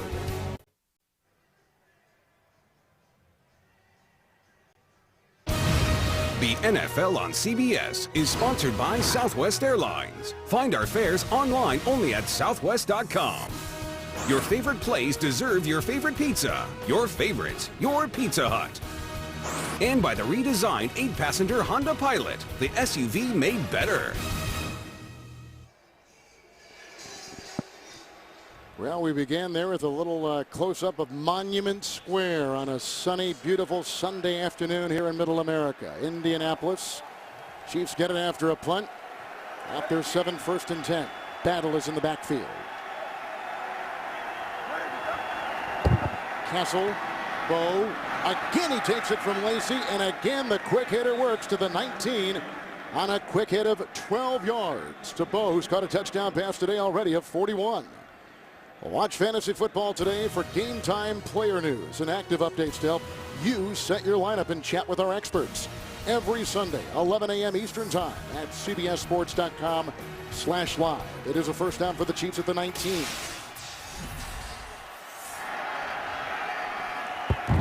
Battle. Nice block by O'Connell. The tight end sealed it off. Racing to the 30 on a gain of 11 is Jackie Battle for another first down. All right, now Kansas City Chiefs, I think they have to get the run game going. Watch them just sweep this around and seal the block Nice block by the tight end, getting him to the next level. And I think if you're the Chiefs, how do you get back into this game? First, you've got to run the football. You've got to slow down that rushing front of the Indianapolis Colts. And the Chiefs are the only team this year that have not had a run for 20 yards or more. Battle again, 1st and 10, right into the grasp of Anger at the 41-yard line. Another run of 11. He just had one for 11 yards. Another first down for Kansas City. And we said they had to run it 25 times or more. Right now, 19 run plays dialed up by Bill Muir. Former offensive line coach. You know he wants his offensive line. Look at the wall of red hats to get Battle to the next level. They're hurrying up to the line of scrimmage. They feel they've got this defense on the ropes. Good pace indeed. Jones in the backfield on 1st and 10. Here's Jones. Another big hole. Look at him slash his way down to the 37-yard line. Tackled by Bethea. A burst of 21 by number 20. Another first down. Wow, just good blocking up front. Good feel in the play calling. And watch it. Little downhill trap block right there. Look at that hole open right up as they do a nice little trap block. Bring the backside tackle down, and timing it up perfectly was Thomas Jones.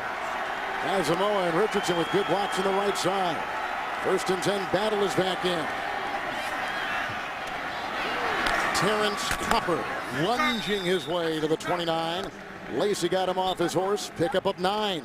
The tempo is really worked to Kansas City's favor. Oh, they're doing a really good job. And Matt Castle right now is really hitting on all cylinders. He's now completed 12 of his last 13 passes. And I think with the rushing attack getting going, the ability to run the football, it has this defense off balance. They don't know if they should play the run or should they go chase the quarterback, Matt Castle. Matching offenses, 300 yards each on the day. 2nd and 1, going deep in for Bo. And incomplete. Again working on Lacey. 3rd and 1 for Matt Castle. Rare incompletion as of late for Matt Castle. We told you he had completed 11 of his last 12 pass attempts, and that one going for an incompletion. But their ability to run it has really worked. They've got to do a better job, Kevin, of converting these 3rd short situations. We told you how good they were in 3rd and long. Notice the 3rd and 1s and 3rd and 2s have proven to be elusive. That's why they're going to take a timeout and talk about it. Well, they had trouble getting the play in, and Castle a bit frustrated as he takes the long walk in 3:47 here in the 3rd. Chiefs just called a timeout. Been a terrific looking drive. Battle has ripped off a couple 11-yard runs. Jones ran for 21. 12-yard pass to Bo. 3rd and 1. 1-yard run.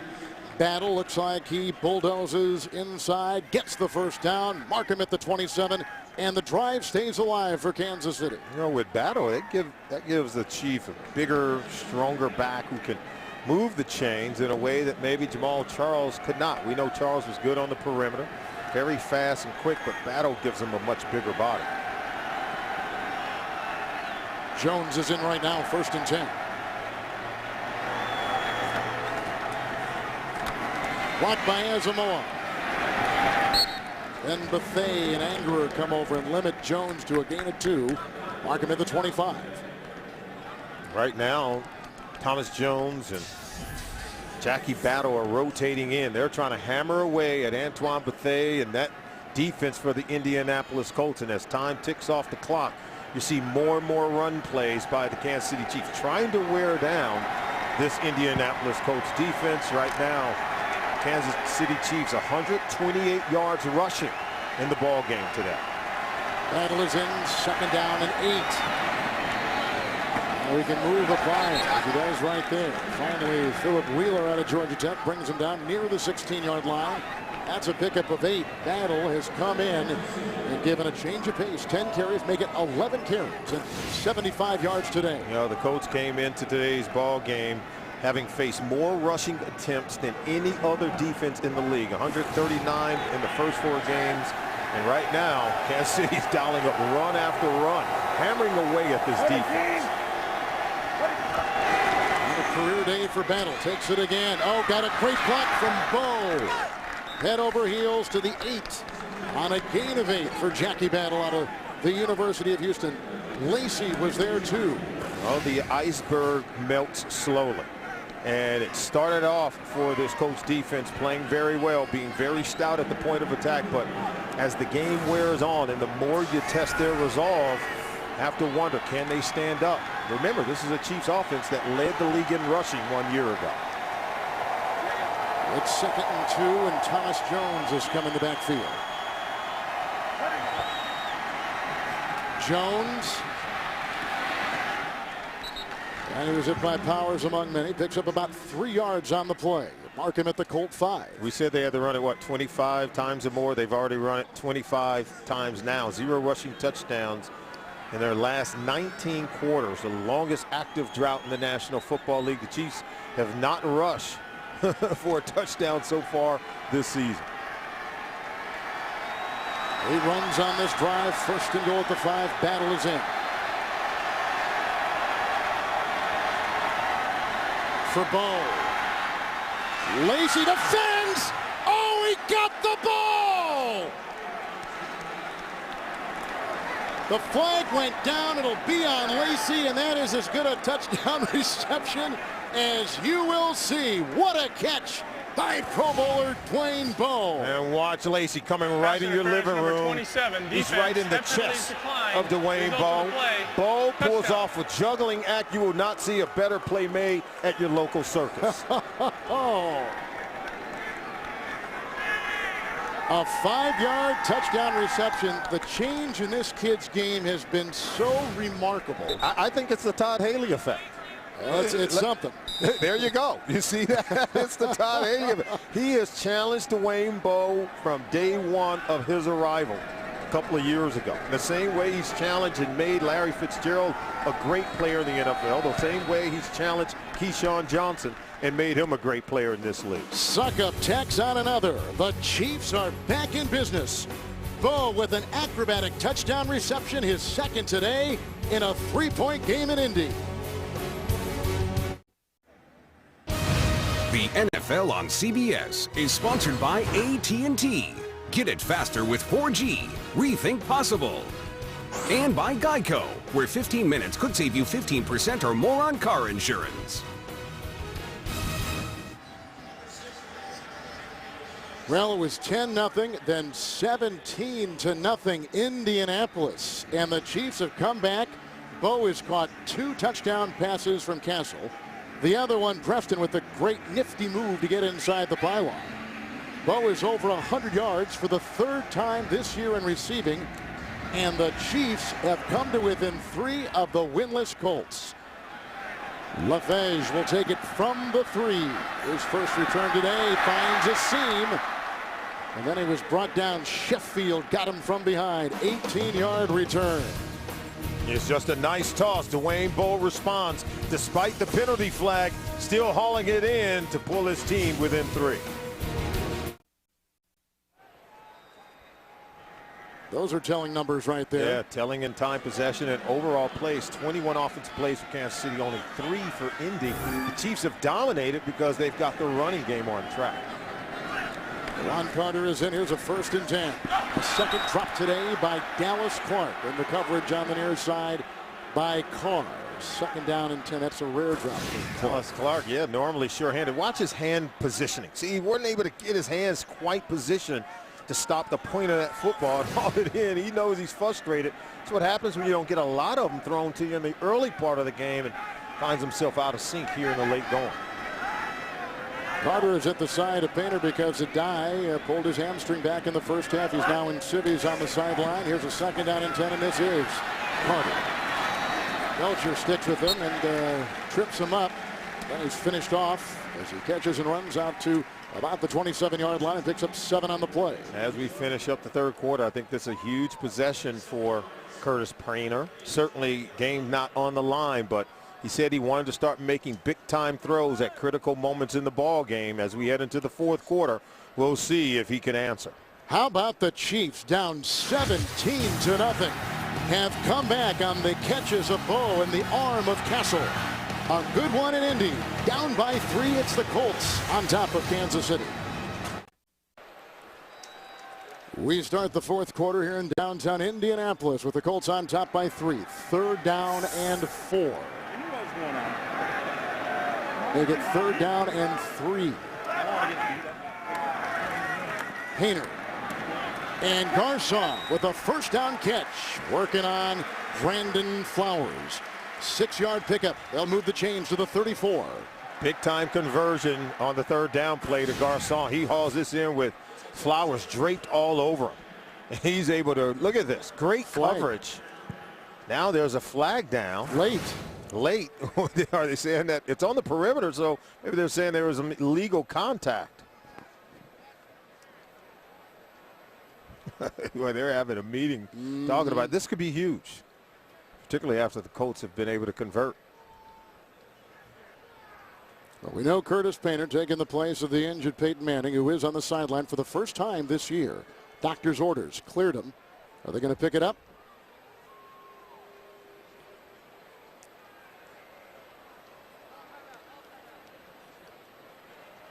And as Painter was telling us on Friday, he said, you know, obviously the offense is not, here we go.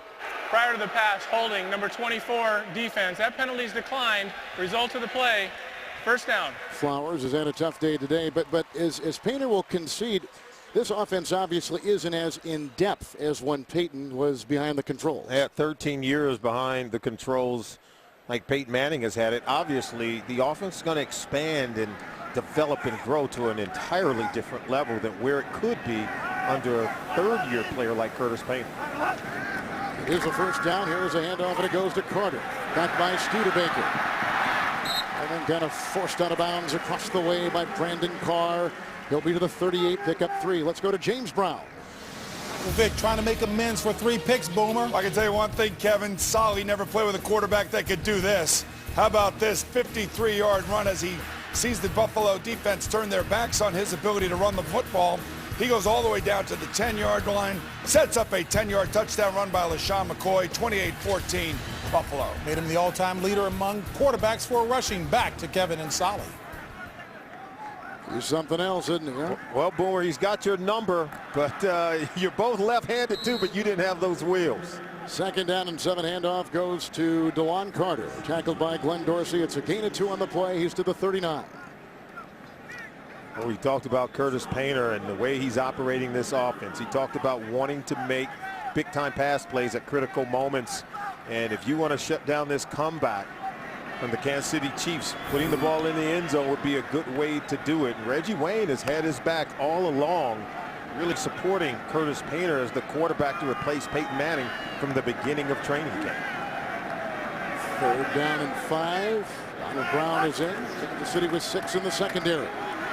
Painter, Wayne, a little bit high. They had coverage across the way in front by McGraw. In and back by Brandon Carr. They got to punt the ball. He's going to have to punt it. He tries to make the throw. Ball sails high. And this is one he's going to probably wish he had back. Couldn't step in because, see, Wayne's open there. Wayne feels like, yeah, he could have made that catch. And G. Wayne says, hey, I didn't take a shot at Kerry Collins, who had only been on our team for 18 days. Didn't think he was a better fit to replace Peyton Manning than a quarterback who's been around for 3 years. McAfee to Arenas from the 8. He'll weave his way up to about the 20-yard line. Hand time of 4.72. 2nd consecutive punt for the Colts. 52 yards, that baby sailed. 12-yard return. Here comes Castle in Kansas City.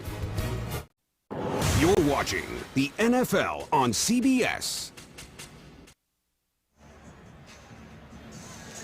I'd like to thank the MetLife Blimp for providing these great aerial shots of beautiful Indianapolis. Look for the MetLife Blimp, Snoopy 1 and Snoopy 2, when they pass through a town near you. Chiefs were down 17-0. Have come back. Castle with 3 touchdown passes, 2 to Bo.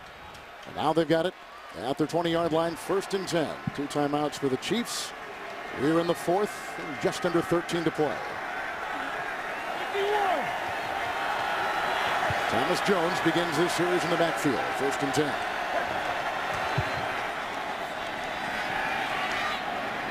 Right on the money again as the quarterback Castle on a tackle made by Antoine Bethea. 17 yards to Bo and a 1st down to the 37. They run the ball well enough to where the play action fake here. Look how It draws up the underneath coverage, the linebackers. They get right behind Angerer and still able to make the throw on that deep six cutting route over the middle of the field. Credit with their ability to run it to allow Bo to get open. Battle on 1st and 10. And whacked that time by David Caldwell. A loss of a yard to the 36 to New York and JB. Carolina has narrowed the gap with the Saints to 3, Boom. Hey, Cam Newton's at it again. This time he's going to find Brandon LaFell 20 yards down to the 1-yard line. He'll take it in. Cam Newton will, 1 yard out. 5th rushing TD on the season for Cam Newton. Drew Brees throws an interception. Carolina driving again, 23-20 New Orleans. Whoa, Cam. Back to Kevin and Solomon. 2nd down, 11 yards to go. Thank you, JB. Jones in the backfield provides a block. Castle, here comes the rush, and he throws it wisely away. Mathis steamrolls Castle. Well, Castle has been on fire in the second half of the ball game. Got going in the second quarter with a strike to Dwayne Bowe. Slant and go for a touchdown. Then in the corner to Steve Breaston for a touchdown. And what about this catch from Dwayne Bowe?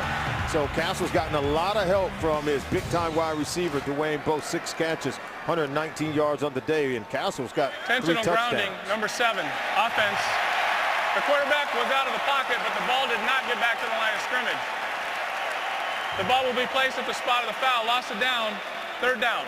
This flag came down late, very late. Now, it's an accurate call because watch, you can see that he's right there inside of the pocket, in between the hashes. That constitutes in between the tackles from the way they were lined up. And that ball, if he's going to throw it away to avoid a sack, has to make it at least back to the line of scrimmage. It did not. So a loss of down and loss of yards, Kevin. In essence, a 19-yard penalty, 3rd and 30.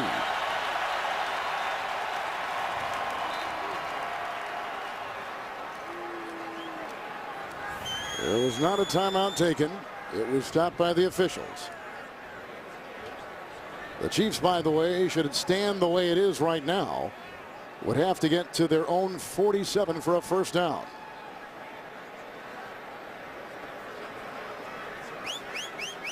This is an official's timeout. Wow. I'm sure if you're Kansas City, you kind of want it. I think the ball was spotted incorrectly. I think the ball's in the wrong place by only a yard, but by 1. Well, in fact, 2, more than that. several. Excuse me. Yeah, 5. So it's at the 22. And they'll continue with their housekeeping here and clear things up before we get our snap away. You know, it was interesting when we saw Bowe and Castle kind of explode. It was in the second half of a big loss in Denver early last season. And from there, Castle, boy, he lit it up. And they started trusting him to throw the ball all over the The foul field. was the 22-yard line. That's where the pass was thrown. That's where the penalty will be enforced. 3rd down. In that game, Kevin, that you talked about, Castle attempted 53 passes for over 469 yards, 4 touchdowns. We saw him grow up, but we saw the Chiefs passing game go to another level.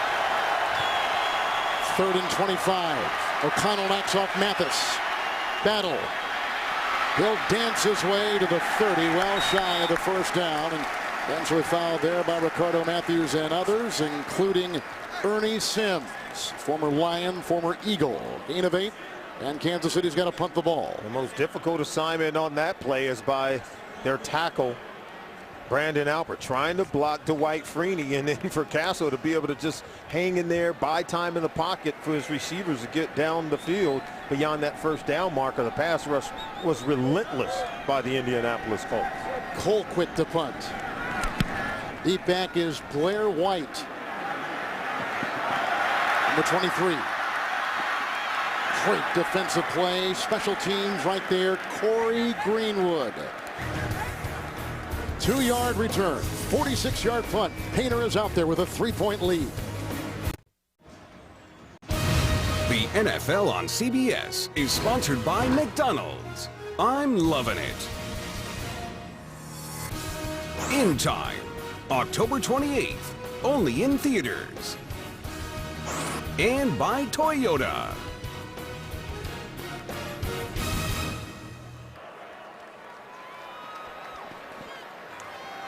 After the Kansas City punt, here comes Painter and the Indy offense from the 25.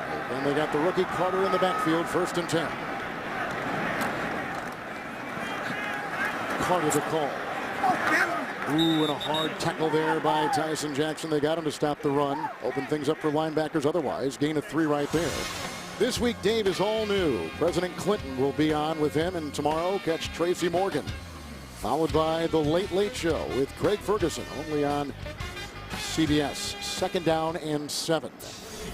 Colts all 3 timeouts. The Chiefs have 2.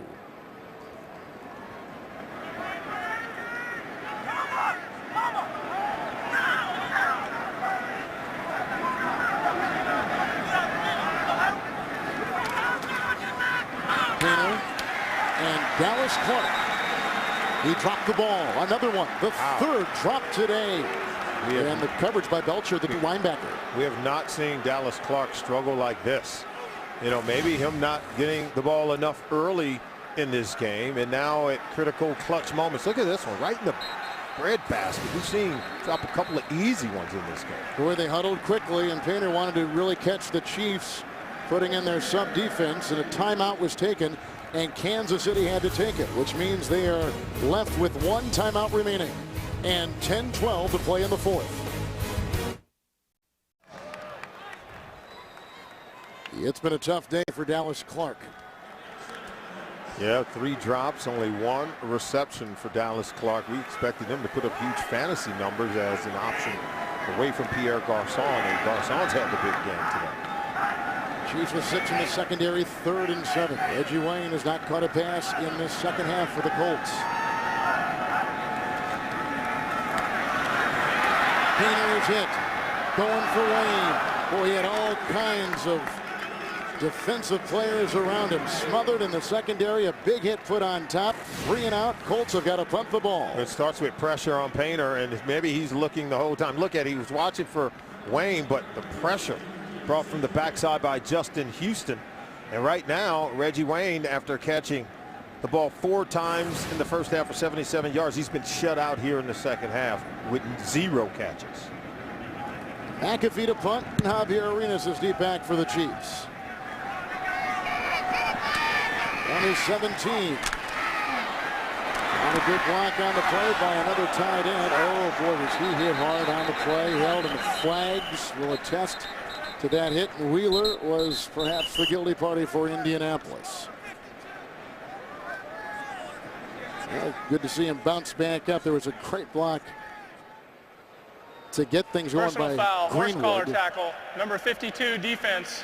15 yards will be added to the end of the return. Timeout. A.J. Eads out of Iowa. There's a 15-yard return. 55-yard punt. The Chiefs have got the ball. The NFL on CBS is sponsored by Subway Restaurants. It's Anytober. This October, any footlong is a $5 footlong. And by DirecTV. This season, NFL Sunday Ticket is included when you switch.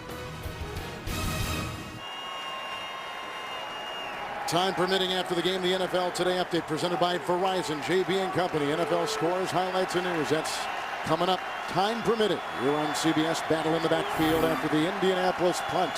On the 46, 1st and 10. Battle into the grasp of Cavell Connor. No gain on the play. Battle today, 14 carries, 82 yards. Part of a 147-yard rushing afternoon by the Chiefs. On a day that Dwayne Solomon has gone over 100 yards receiving for the 3rd time this season. And Castle has thrown 3 touchdown passes. And as Thomas Jones comes back into the ball game, we talk about the ball control in the second half. The reason why Kansas City has been able to dominate offensively and kill so much time off the clock and be productive has been because of the running game. 2nd down and 10. Little hitch right there. Great grab by Burrow. Just took it out of the air. Lacey was there with the tackle and the coverage. Flags are thrown. Gain right at the 44. We'll have to see where they mark it and if he got enough for the 1st down. And Todd Haley's trying to talk to the officials because what did Bo do? Maybe the antics after the catch, but boy, what an effort to make the catch and drag Lacey for the 1st down. I mean, the way he went after the ball, it's Looks like it's against the Chiefs, aggressively going for the ball. But let's see what they rule here.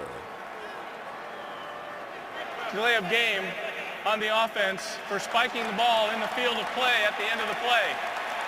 They gained a first down, so it'll be 1st and 10, 5 yards back from the end of the run. First down. So it cost him 5 yards on the penalty on Bo. Watch him contest for the ball and watch the effort after the catch. Lacy can't get him on the ground. And then if you get up and slam it, see, that delays the game is what they're calling. There's the penalty. Players have been schooled on this during training camp. They've been told that you simply leave the ball on the ground or give it to the official. If you spike it with some kind of animated act, it is a delay of game penalty. Play clock at 8, 1st and 10.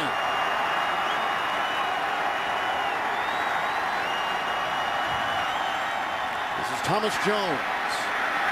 Squeezing through. Brought down by Anger on a gain of 2. Mark him at the 47. Well, you love the way Pat Angerer is playing in placement for Gary Brackett, who's out for the season on IR with an injury, and Angerer feels the middle of that defense. And he's a really good tackler, good form tackler, and very active in the middle of that defense. And it is in, 2nd down and 8.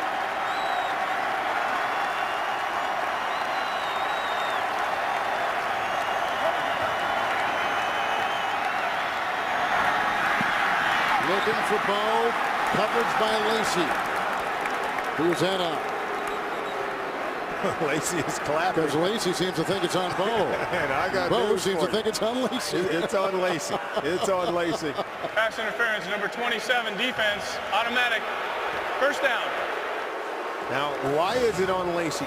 You're not allowed to jam the receiver or make contact 5 yards down. To see that right hand, he pulls Bo as the ball was coming in. So that's where they're going to get him on contact, illegal contact by the defensive back, Lacy on Bo. It is a 1st and 10 and battle remains.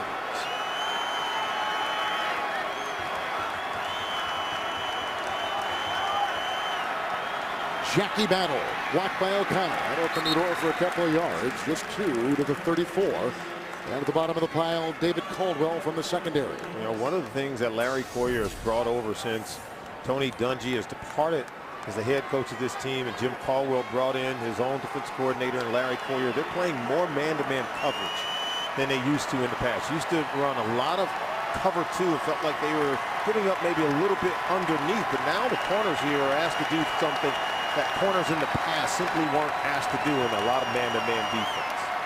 Jones is in, 2nd down and 8, and that was a great hit. And Angerer again there with the hit. He's out of Iowa. He is a 2nd-round pick. There was no gain on the play. The 2-time All-America from Iowa City. Yeah, watching 51. Look, he gets in on it, but not until Ricardo Matthews are able to corral and get around the legs. Look at 91 and 51 teaming up for great run defense for the Indianapolis Colts. Right now they're answering and responding much better here in the 4th quarter than they did on Monday night against Tampa. Pretty important play on 3rd and 8. Watch Lacy. Here comes Mathis. Great catch across the middle. Kerry Colbert racing to the 20, make it 19-yard line. That quick hitter is paid off today for the Chiefs. Powers the tackle, 15-yard catch and run. Look at right there. Colbert detaches on the slant route over the middle against Powers, number 25. It's a hesitation route. He faked as if he were going out, then slashed right in underneath. They came with the blitz that time, and how about the offensive line picking it up, giving Castle enough time to find Colbert slashing across the middle of the field. How about Castle, 20 of 27. Terrific game. Jones in the backfield. Little bit in back of his intended receiver, Bo. Incomplete, 2nd down and 10. And I remember when Tony Dungy was here, he always taught the defense, intercept all tips and overthrows. See that ball hanging up? And Antoine Bethea, just for a split second, if he can time up that ball coming off the tipped hands of Bo, maybe he can haul it in for Jim Caldwell and get themselves a turnover. But right now, their defense, their backs are up against the wall here. 2nd and 10.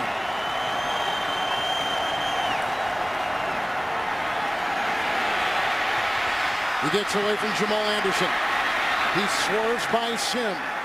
And Castle has wheeled his way to the 10 on a good-looking run of 8. Real heads-up play, gutsy play by Matt Castle. And watch Anderson, number 9. He's right there in his face, but the speed of Castle is able to outrun Anderson, and then he gets tough, protecting the football. Wow. Gutsy, gritty play by Matt Castle. He's now trying to get his team out of the huddle and up to the line of scrimmage. Now they have to burn one. I think maybe Indy burned the timeout. Let's see. Let's get some clarification, which we do not have. It has not been signaled yet who took the timeout. It's the best team in football.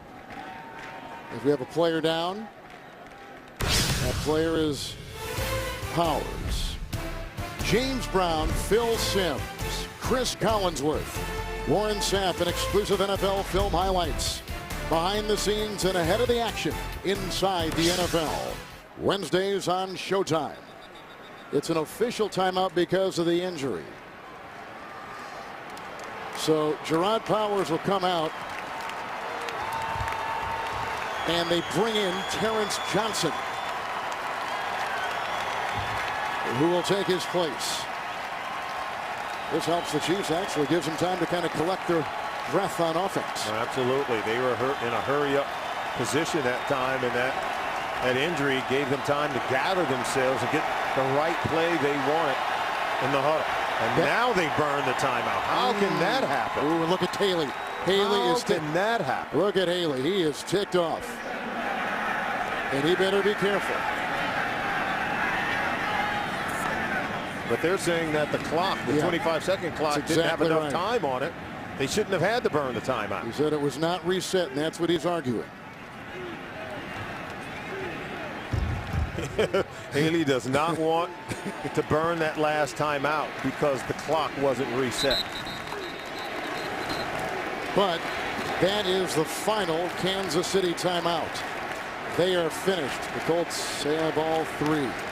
They were coming off an official's timeout because of the injury, and they didn't reset it, and they felt like Kansas City should have been up at the line of scrimmage and ready to go.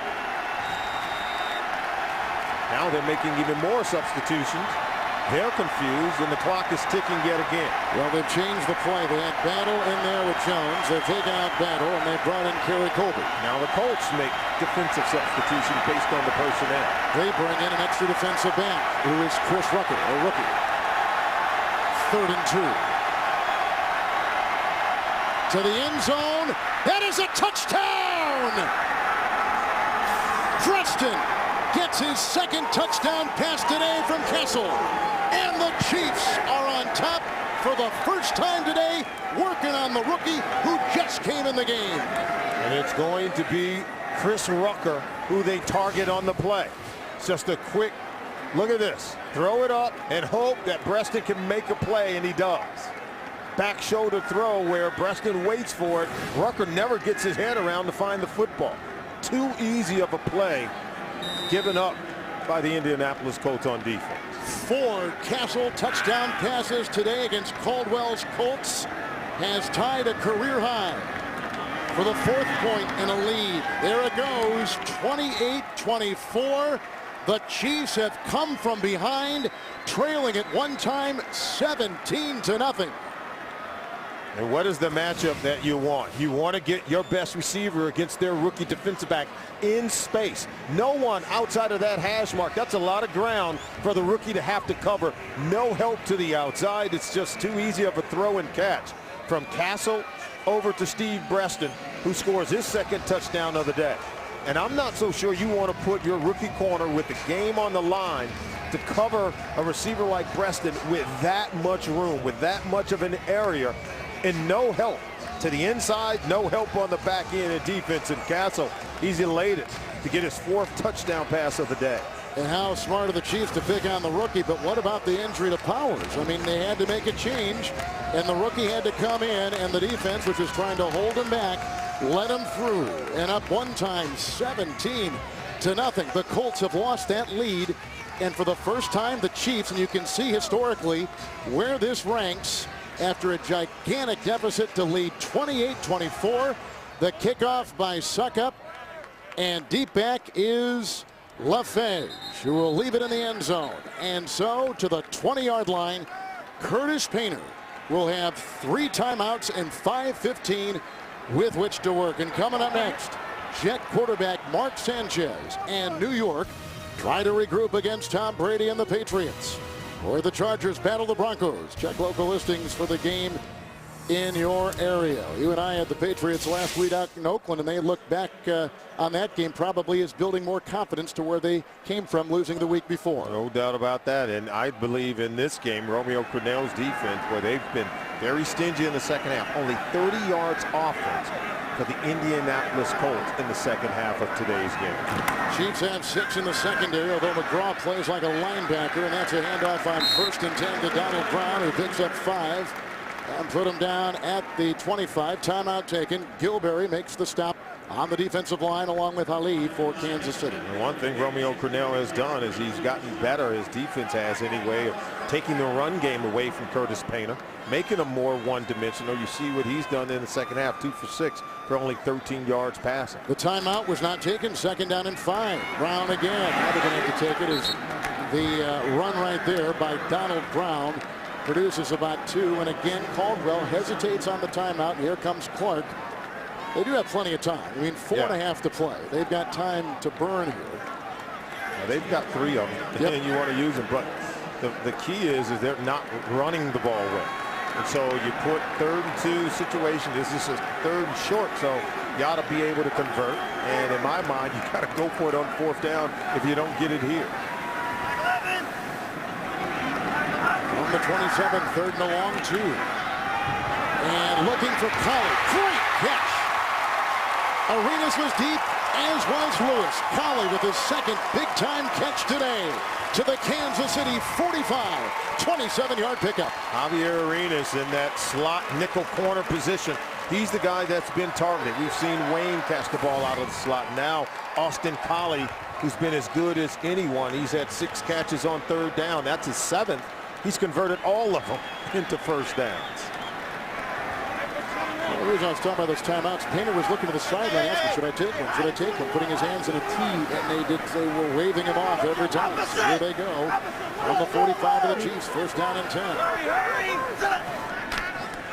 And Donald Brown blocked by Saturday. Doesn't matter because coming through, beautiful tackle by Derek Johnson, the leading tackler for the Chiefs, throws him for a loss of a yard. Back to the 47. Yeah, Kevin, and right now, look at the Chiefs. Look at Derek. He is just totally understanding that we are dominating now up front. They're slashing and knifing and getting penetration and not allowing the Colts to run the football, making it a one-dimensional offense for Curtis Painter and the Colts. 6 defensive backs. 2nd down and 11. For Clark.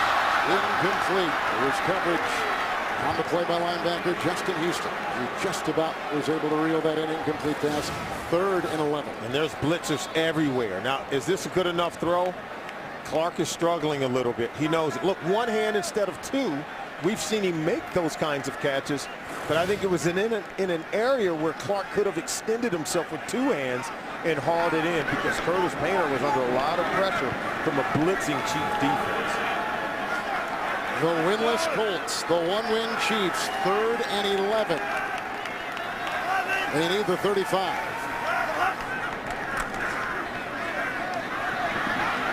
Painter knocked down by Brandon Carr. And that time they were zeroing in on Reggie Wayne.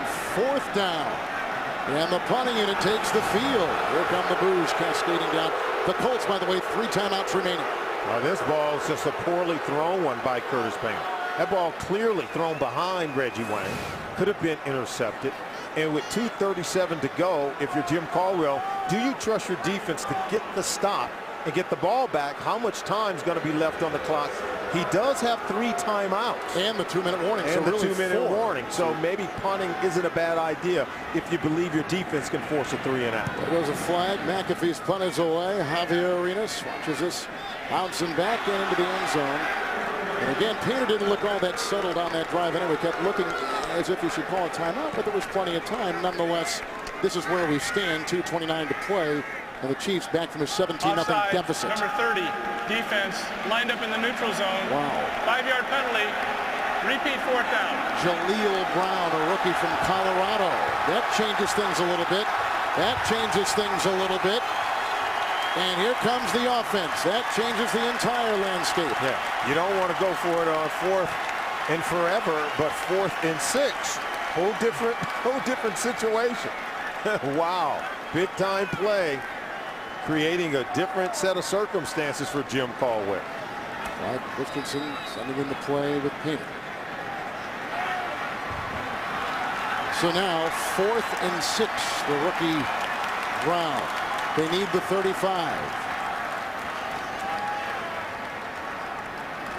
Gonzalez has come in as one of the 4 receivers for Curtis Painter.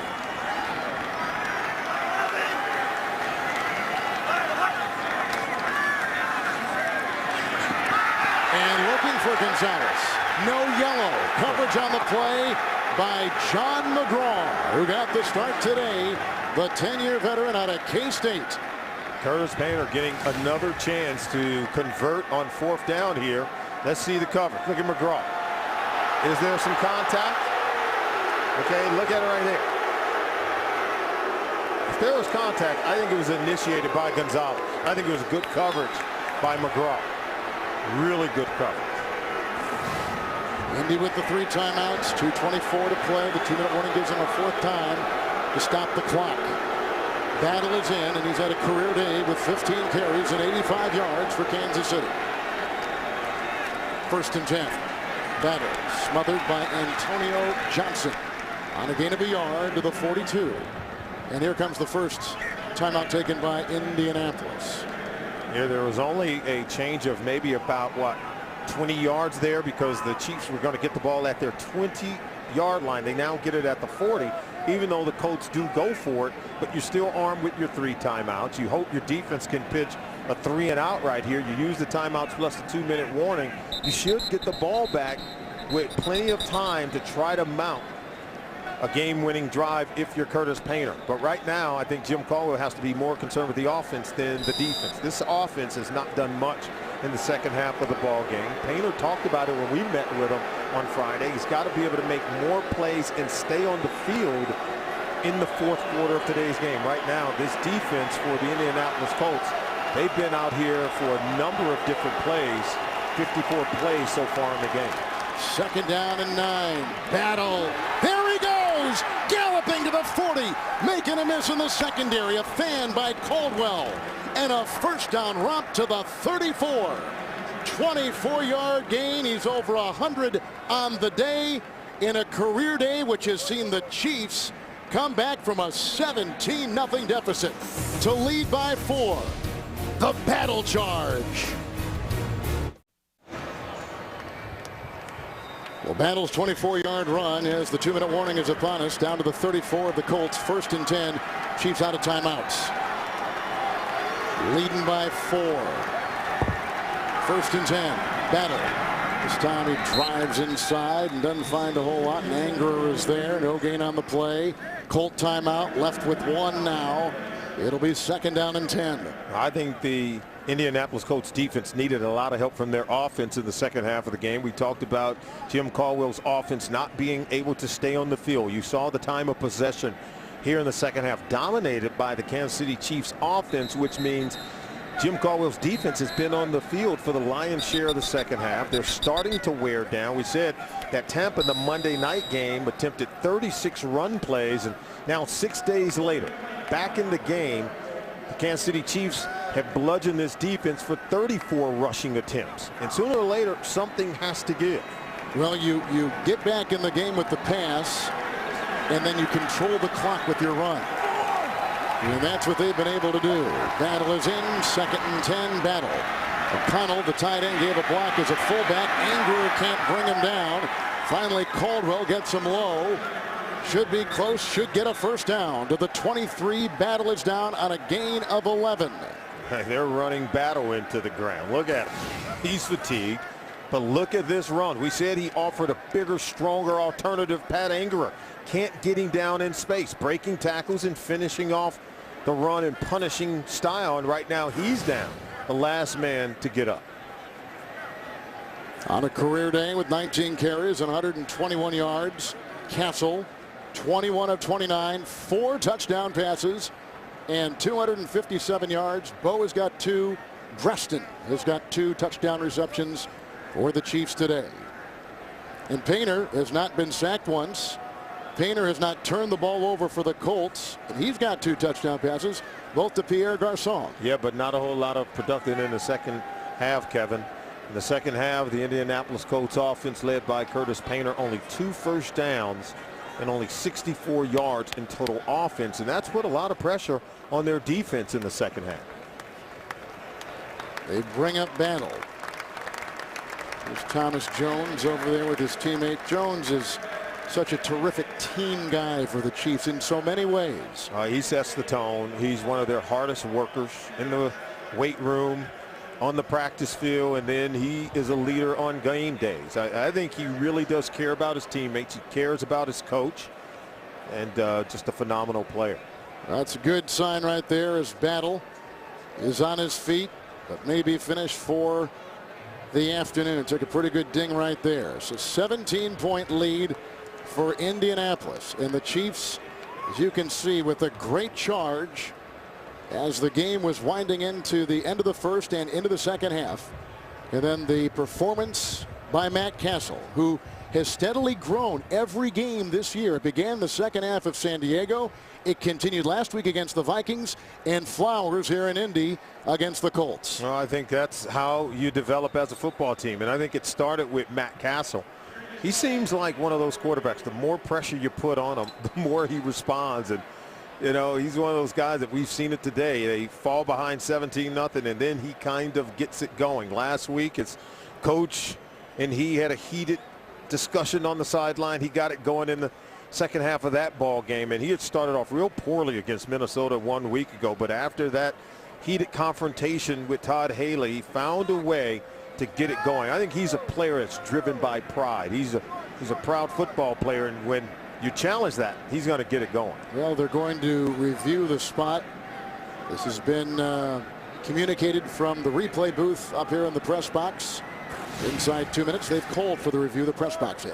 Yeah, trying to see where do you spot this ball. There's contact. Right on the other side of that 25-yard line. Knee down right there. Yeah, the knee went down at the 24, and then the ball may have been all the way to the 23, where it is spotted, by the way, right now. The line to make was the 24. And right now it's spotted at the 23. And again, the Chiefs out of timeouts. The Colts are down to 2. A tough day for Dallas Clark with 3 drops. And Curtis Painter has again shown that he is at least in the long, deep shadow that is cast by Peyton Manning. A nice replacement for a team that is trying to work with him as he gets up to speed with this complicated offense. And some may say, yeah, that Curtis Painter wasn't productive moving the offense in the second half. I gave you the numbers. Only 2 first downs for the offense, 64 total yards of offense. But if Dallas Clark makes the catches that he normally makes, then the numbers are going to look a lot different here in the second half. They will have sustained drives. It's a surprising an alarming thing, because you know this is a better football team, particularly you know what Dallas Clark brings to the table. But when you're a young quarterback, you need your veteran players around you to make big plays to help you move the ball and put the ball into the end zone. Again, the 1 timeout remaining for Indianapolis, 1:44. We've got a review right now on the spot of the ball. On the run by Jackie Battle, who is since been taken off the field. The review involves the runner's progress in relation to a first down. The ball will be respotted. At that point, we will measure for a first down. And the chains will come on from the near side. Now, the 24 was the line to get. The ball right now is at the 23. They'll move the chains back, and we'll see how close Kansas City is. Right. So there's a lot of change in a position here, and they'll spot. I think they've still got it. Well, I don't know. I thought he was going to give him at least the 24. It looks like he might be just shy of the 24. By the nose of the football.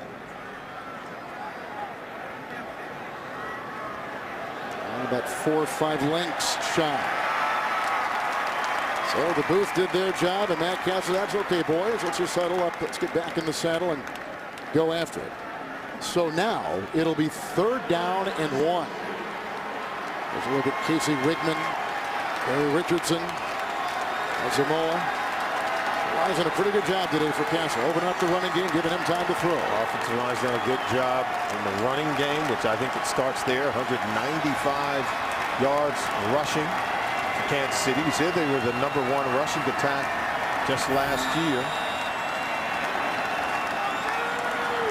And now you see, look at Todd Haley saying, hey, we got to hurry up. Get them out of the huddle. Get them up to the line of scrimmage to get the ball snapped. Play clock now at 25.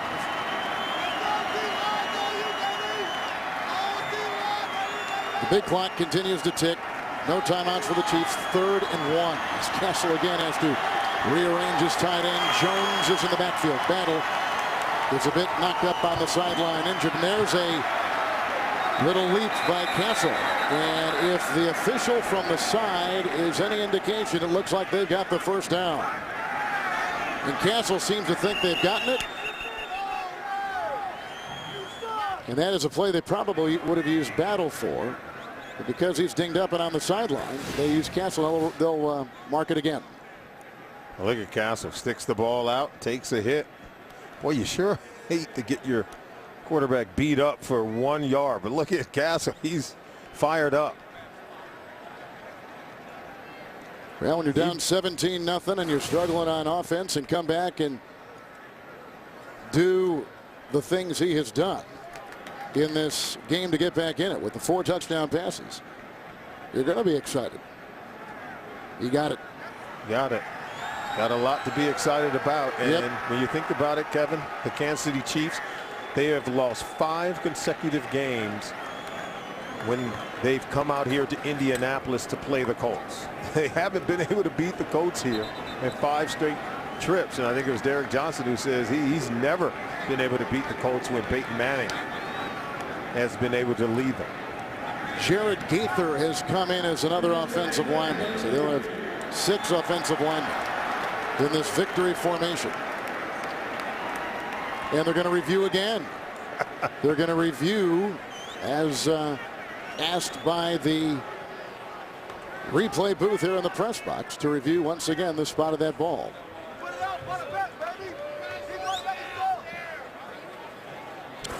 Todd Haley's like, are you kidding me?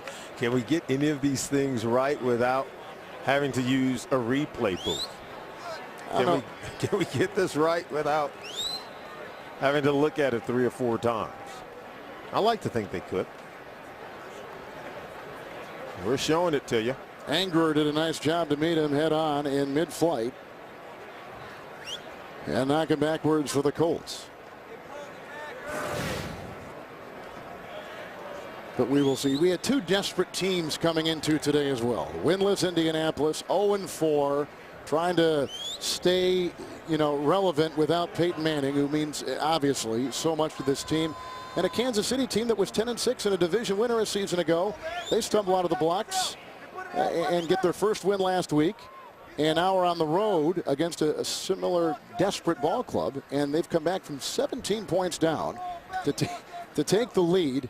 And 2-3 looks a heck of a lot better than 1-4 to the Kansas City team. And I think the irony is that both of these teams were division winners 1 year ago. And to come into this game with only 1 win between them, I think is surprising. It's shocking. And you feel that the Indianapolis Colts, they had played better against Pittsburgh, played much better against Tampa.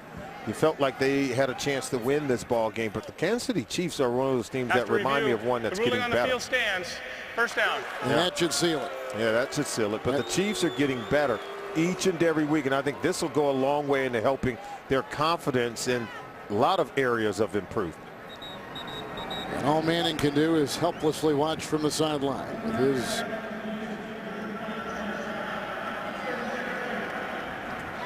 and the final timeout taken by Indianapolis. And coach Jim Caldwell taking the plays to Tony Dungy. Hard job to begin with. Key plays in this game, and there were many. Well, it all started throws from Matt Castle to Breston, then to Dwayne Bowe with a juggling catch in the end zone. Breston beating the rookie Chris Rucker for what proved to be the game-winning touchdown. It's all about matchups in the National Football League, and Matt Castle found plenty with his wide receivers matched up with secondary members of the Indianapolis Colts. One more play and this baby's over. Preston has done a terrific job, especially over the last couple of games. A wonderful compliment to Bo in the absence of their pass-catching tight end Moiaki. And to think that this team has not only lost Moiaki, who they had high hopes for in their offense, they lose Jamal Charles, one of the top rushers in the NFL, and they lose Eric Berry in the secondary. A lot of their defense was designed around Eric Berry. Absolutely, and I think that's why it's taken them a few weeks to get it going. And there's no doubt they started sluggish in that opening game against Buffalo, and they were just pounded up in Detroit. But since then, a loss even to San Diego in week 3, they started to develop into a different team, but nonetheless, they're improving. The Colts go winless still. They lose again. They're 0-5. Kansas City will move to 2-3. Final score 28-24. The Chiefs down 17-0 comeback on the arm of Castle in the running of battle. You've been watching the NFL on CBS.